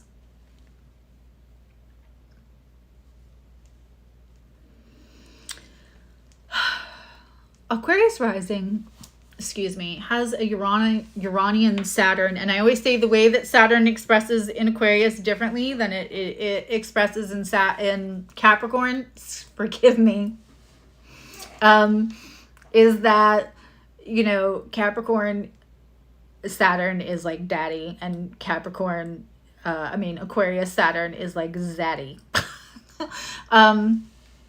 You learn the rules so you can break them, right? That's one of my favorite Bugs Bunny ones. Not what I'm saying about Aquarius. Somebody wrote something in the chat. Okay. It would be my Gemini rising child distracting me from my job. So temporary editing is kind of like if you're, because this is happening in your 3rd house, right? So I feel like a Gemini Mercury, I need to give it a headline, right? It's like if it was a newspaper or some kind of announcement. If Aquarius rising had a headline for this eclipse, it would be temporary editing. There can be a little bit of stuck energy, kind of like the Taurus rising, right? Because you're both kind of you're squaring each other, and you both have big things going on in your placements right now. Like Aquarius has Pluto and Taurus has that Jupiter Uranus, right? All very slow moving planets. Jupiter less than the Uranus and the Pluto, obviously. But, you know, when we have those actions, when we get triggered from those parts of our charts, they can be kind of profound. It can be long lasting. It's not the moon hitting, you know, part of fortune, or it's not like the moon hitting the sun, which it does every month, right? These are bigger events for us. Getting unstuck. Again, now you're going to pull money from Saturn, and that is happening in your 2nd house with the Mars. Resources are on fire. You could have resources that you don't realize. Again, finding out what the rules are. If you are younger, I wish I had a younger audience. If you're applying for grants, scholarships, anything like that, you don't have to be younger to apply for a grant. Anything like that, find out all of the rules and find out the values. What are the rules to the value system to what you're applying to take that to grab that resource that's available to you right now. Mars is there. It's available. Right? The ruler of everything going on in your third is hanging out in your second. And it wants you to know what the rules of engagement are. Finding out the culture, finding out the likes and dislikes of anywhere that you're going to have to grab those resources from, and you can.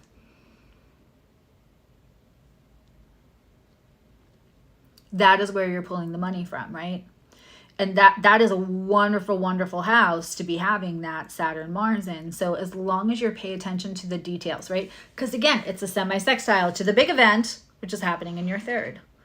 So just focus on communication, thought. If you're ever going to write a book, Aquarius risings, and you're all brilliant enough to do so, this would be the time to start that.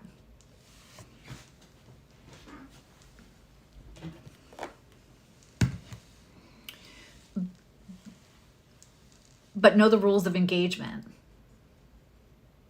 right?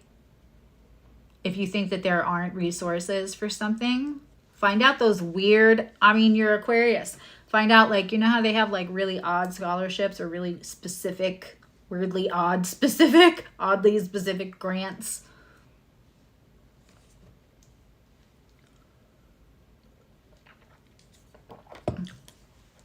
We're going to apply. We're going to research. You're excellent at that. Remember, there's still an obstacle right now, and we're still walking around like this, using this, this, and this, because we're in the darkest phase of the moon. But this is all, again, growing seeds to pick ripe in the fall.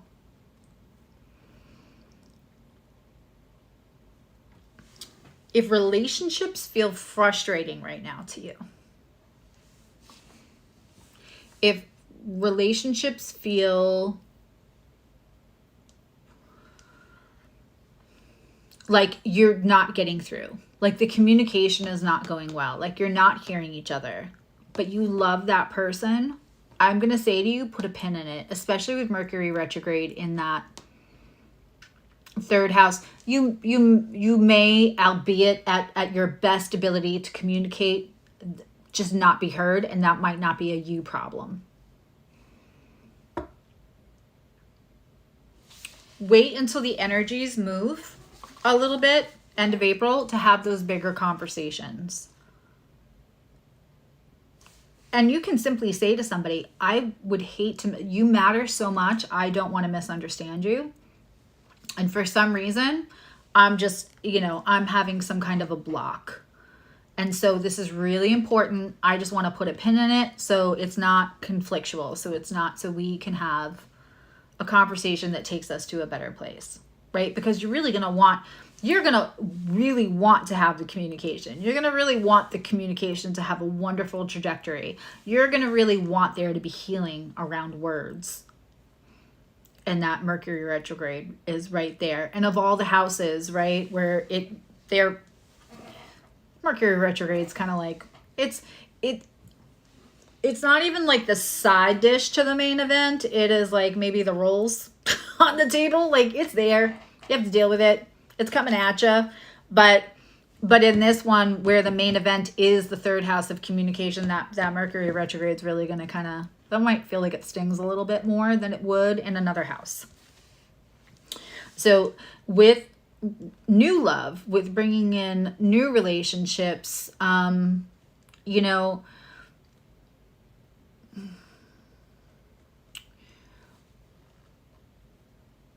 it's either going to be in your 12th house, that Pluto, or in your first house, depending on where your rising is.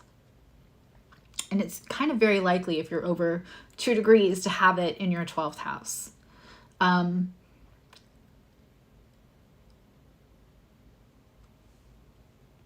Relationships may be life-changing right now.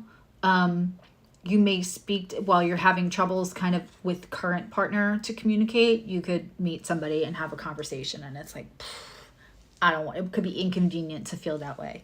But that person may not be available right away either. You're going to have a lot of trust in universe that the transformation that you need is happening. That's, again, it feels like a big ask.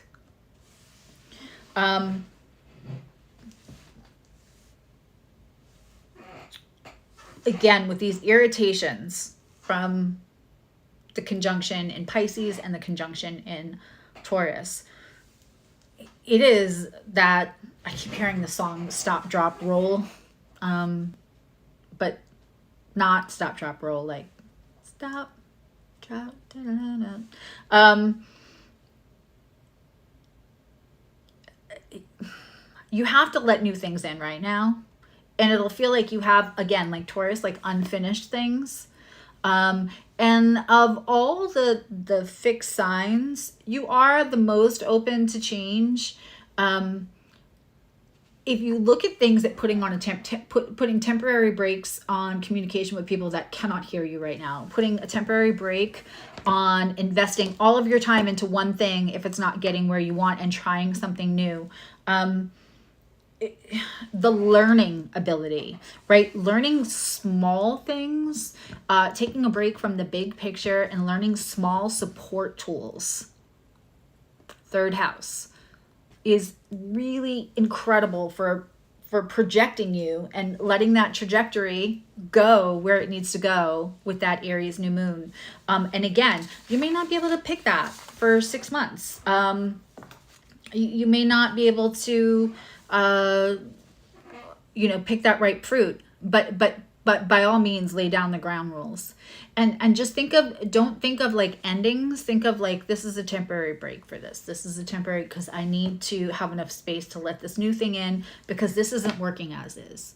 Again, the same thing I said in the beginning, we're going to need to be open to changing to get the most out of this. And the other thing that I want to say is, with the node there in the third house, look at how you teach. And is that something that is, or writing a book? Like, if you're getting frustrated dealing with people in person too,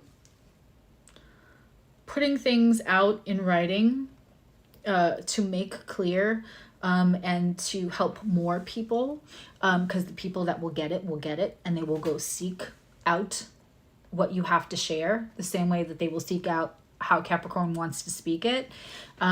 They will really, anything you want to do in writing a book, writing an instruction booklet, writing anything right now, if it feels tied to your purpose, 1000% do that. Go do that.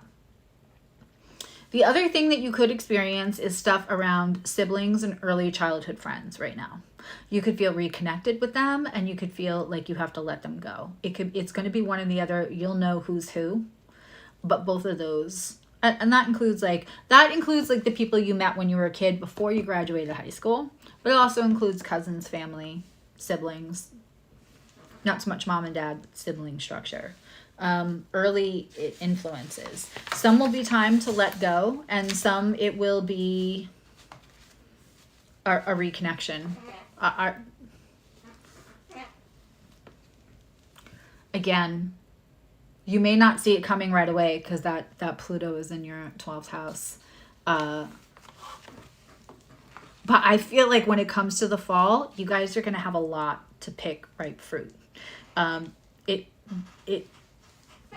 I can't wait to speak to Aquarius risings in the fall, because they just feel like this is very fertile ground for you, and you're good at the solutions. You will excel. Pisces rising. Pisces, how you doing? I have a few Pisces risings in here, I'm sure of it, in the chat, and I'm sure I have some in the replay viewers. And we talk about this in membership. The channel has a membership, and we meet once or twice a month to go over their individual charts. But, you know, Pisces risings are, all Pisces are good at the 5D. You guys always have like one foot in each. And I kind of find that to be balanced. Also, Pisces risings tend to have beautiful eyes. I'm a little happy for Pisces risings. For this solar eclipse, all of this action is happening in your second house of value. If any sign was going to get a boost in self-value, right? We all need it. We all need it. But this Pisces rising getting a boost in the self-value, I love this for them. They understand how big the world is. I always say, if you want to have an existential conversation in your pajamas on the kitchen counter at 3 o'clock in the morning, go find yourself Pisces rising. Amazing, right? So the self-confidence to feel like they have weight and action and satiation in this world that feels so 3D, and it's sometimes limiting to them when they feel like they can do a lot more. This is fucking beautiful. Gorgeous solar eclipse for the Pisces rising. Also, yes, I mean, we have a new, so the resources, you might not see right away. You might not see them right away. But you're going to go after them with gusto anyway. And part of that resource is you, Pisces rising. Part of this resource is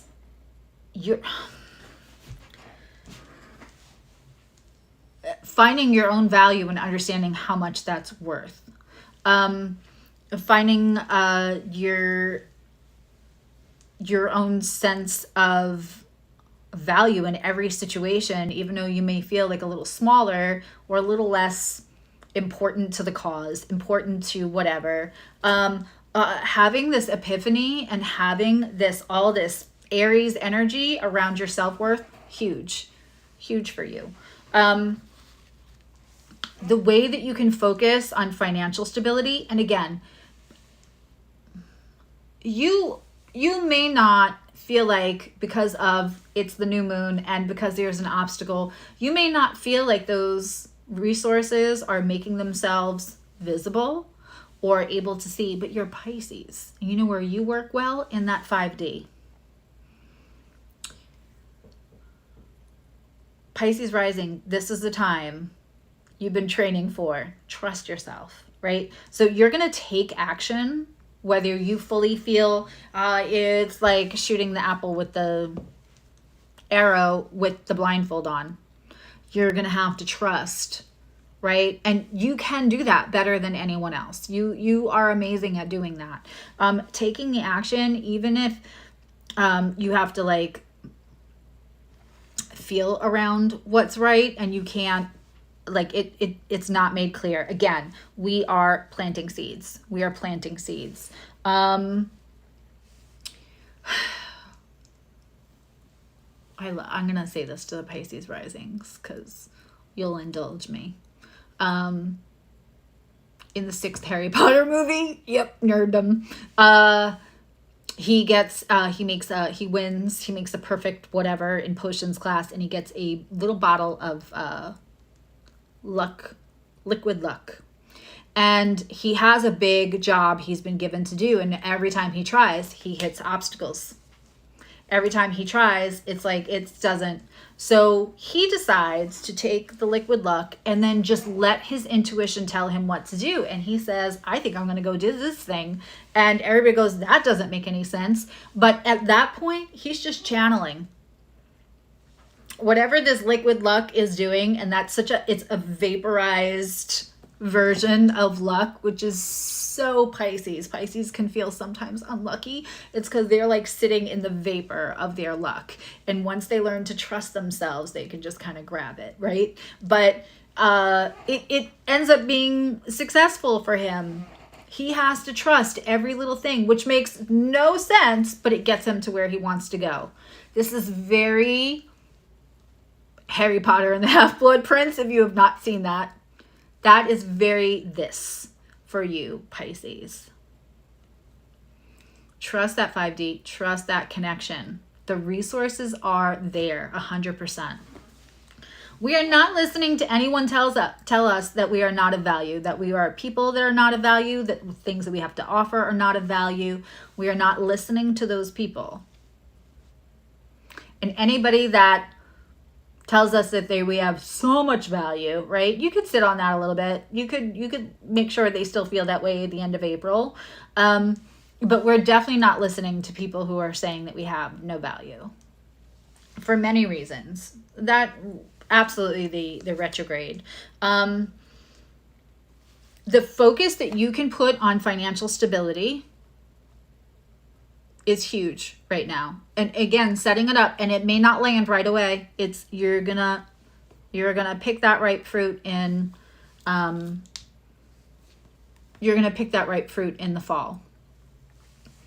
Now, Saturn and Mars together in your sign, in your first house, very clear about boundaries, about your person, very clear about boundaries, about who you let in, very clear about boundaries or not having an emotional reaction based on an expectation that somebody is going to be as kind to you as you were to them, or as inclusionary as you were to them. You're like cotton candy, right? So Pisces risings, very, very clear on the rules of engagement of who gets to be next to your body, on your body, in your life, who gets full on you. Pisces could learn, again, I keep putting out Scorpio as a good example here, but Pisces rising could learn a little bit from their friend, the water rising, Scorpio rising, with the vetting process. Saturn and Mars at that door, at that front door of your rising sign, could be like putting a bouncer there that you need. You don't have to have, everybody doesn't have to have access to you. Because you feel the world's pain, because you can intuit and empathically feel how everybody needs to be loved. That is so beautiful about you, but it doesn't mean you have to let every single person in to see whether they hurt you or not, or see whether your love lands or not. I always say to go find a career where you can do that, and the people who are lining up for all that you have to give, and there's so much, actually want it. Clear boundaries about, because also sometimes because you wouldn't put boundaries on things, you approach other people that way sometimes, and then when they're like hey, back off, you have hurt feelings because you only meant it well, right? So also having those boundaries around who you let into you, and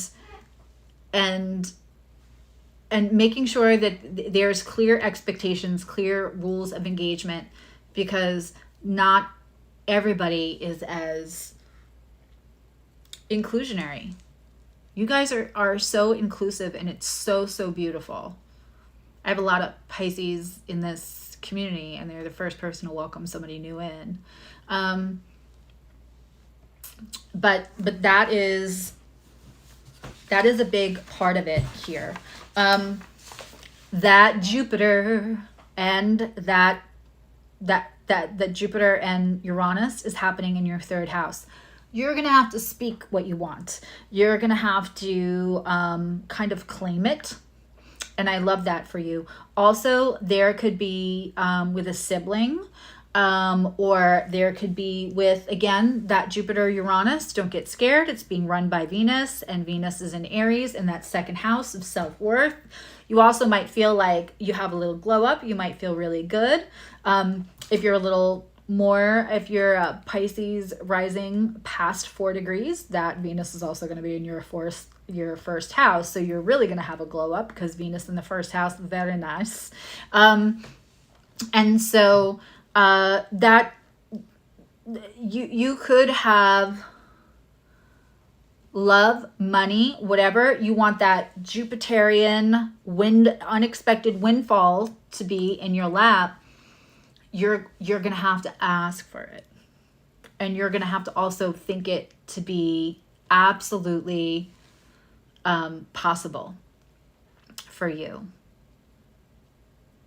Remember, Uranus is also connected to Magik. So as much as we vibe and spicy manifestation, and when that song comes on, that stupid song that you know all the words to, that makes you turn up the radio and you're either dancing around your house or singing in your car, don't care who's next to you at the light, those are the best 2 times to manifest, because it is the time when your brain and your body will not tell you no. That's for other people, right? We want that part of our brain shut off. It's shut off when we're having spicy time by ourselves, by the way, because otherwise we're too engaged on making sure our partner is okay. And in that car, in that moment, in that, so, you know, you could have, you're going to have Pluto either in the 11th or the 12th, and that Venus either in the 1st or the 2nd. That new love coming in, that new sense of worth, that new abundance, the transformational love or money that's also possible with the Jupiter Uranus, that could come from 11th house, possible like dating sites, internet, or if it's falling in your 12th house, that coming again from like spiritual resources, and make you feel like somebody who gets you and also really kind of encourages and supports that glow up. I'm not mad at that. But those resources is there. You're in a new moon like this anyway, and no one can navigate a new moon like this better than Pisces rising. So do what you do, take aim, and just trust. Liquid luck. It's going where it's supposed to go. It just may not show up right away. I bored half the room, so there's only half the room left. It was a lot. This was a lot. It wasn't just a full moon. It wasn't just a new moon. There was so many things just connected to the eclipse. And then I feel like, how can I not talk about the sextile between Pluto and Venus? And how can I not talk about Jupiter, Uranus, or Saturn and Mars? So, do we have any questions?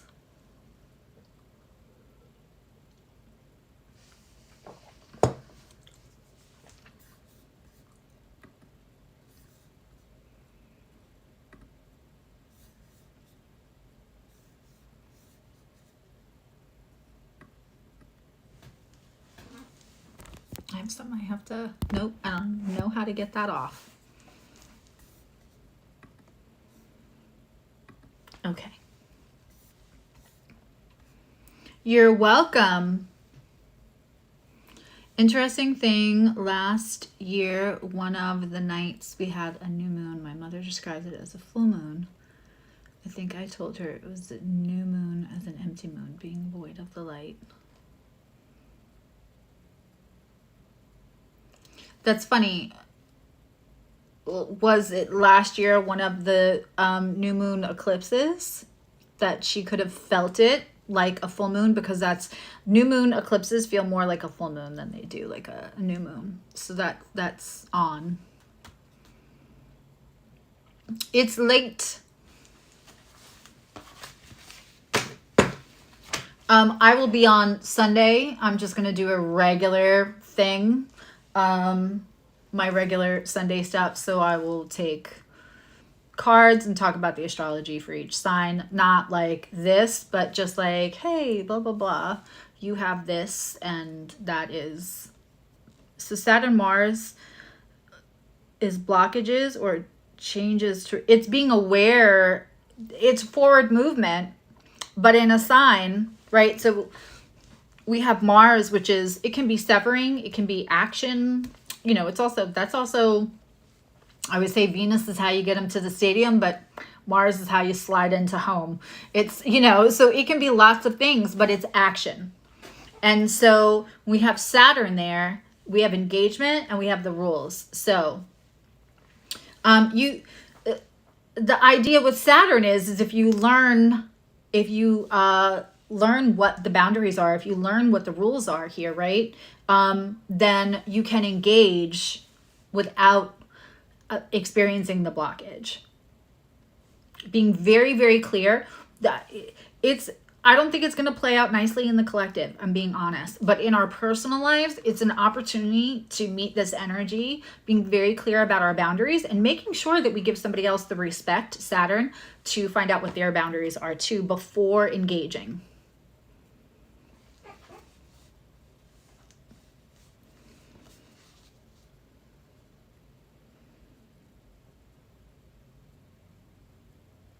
Can I explain what rules of engagement are? In other words, okay, say I'm going to deal with somebody who has anxiety, right?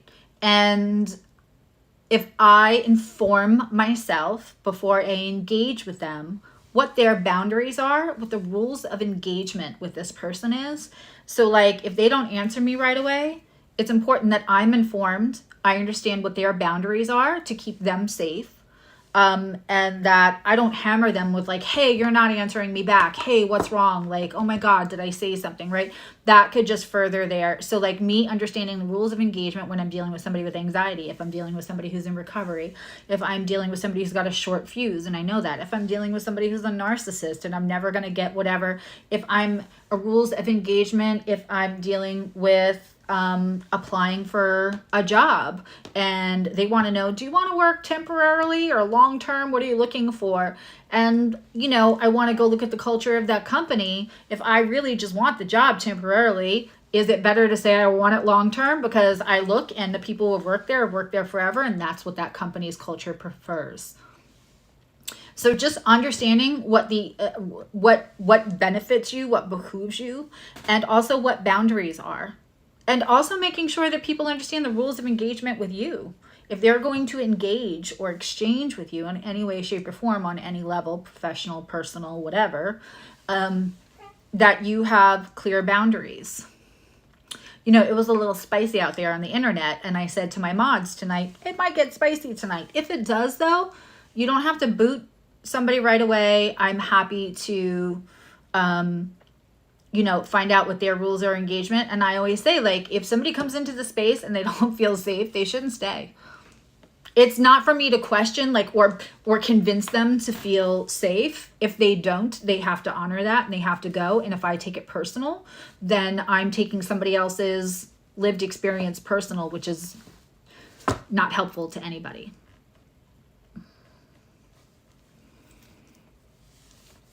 I talk about the Venus-Pluto in the very beginning, Karen. In the very beginning, I talk in great detail about Venus and Pluto sextile. That'll be timestamped. As soon as this is over, the timestamps will go up. Unless anybody has...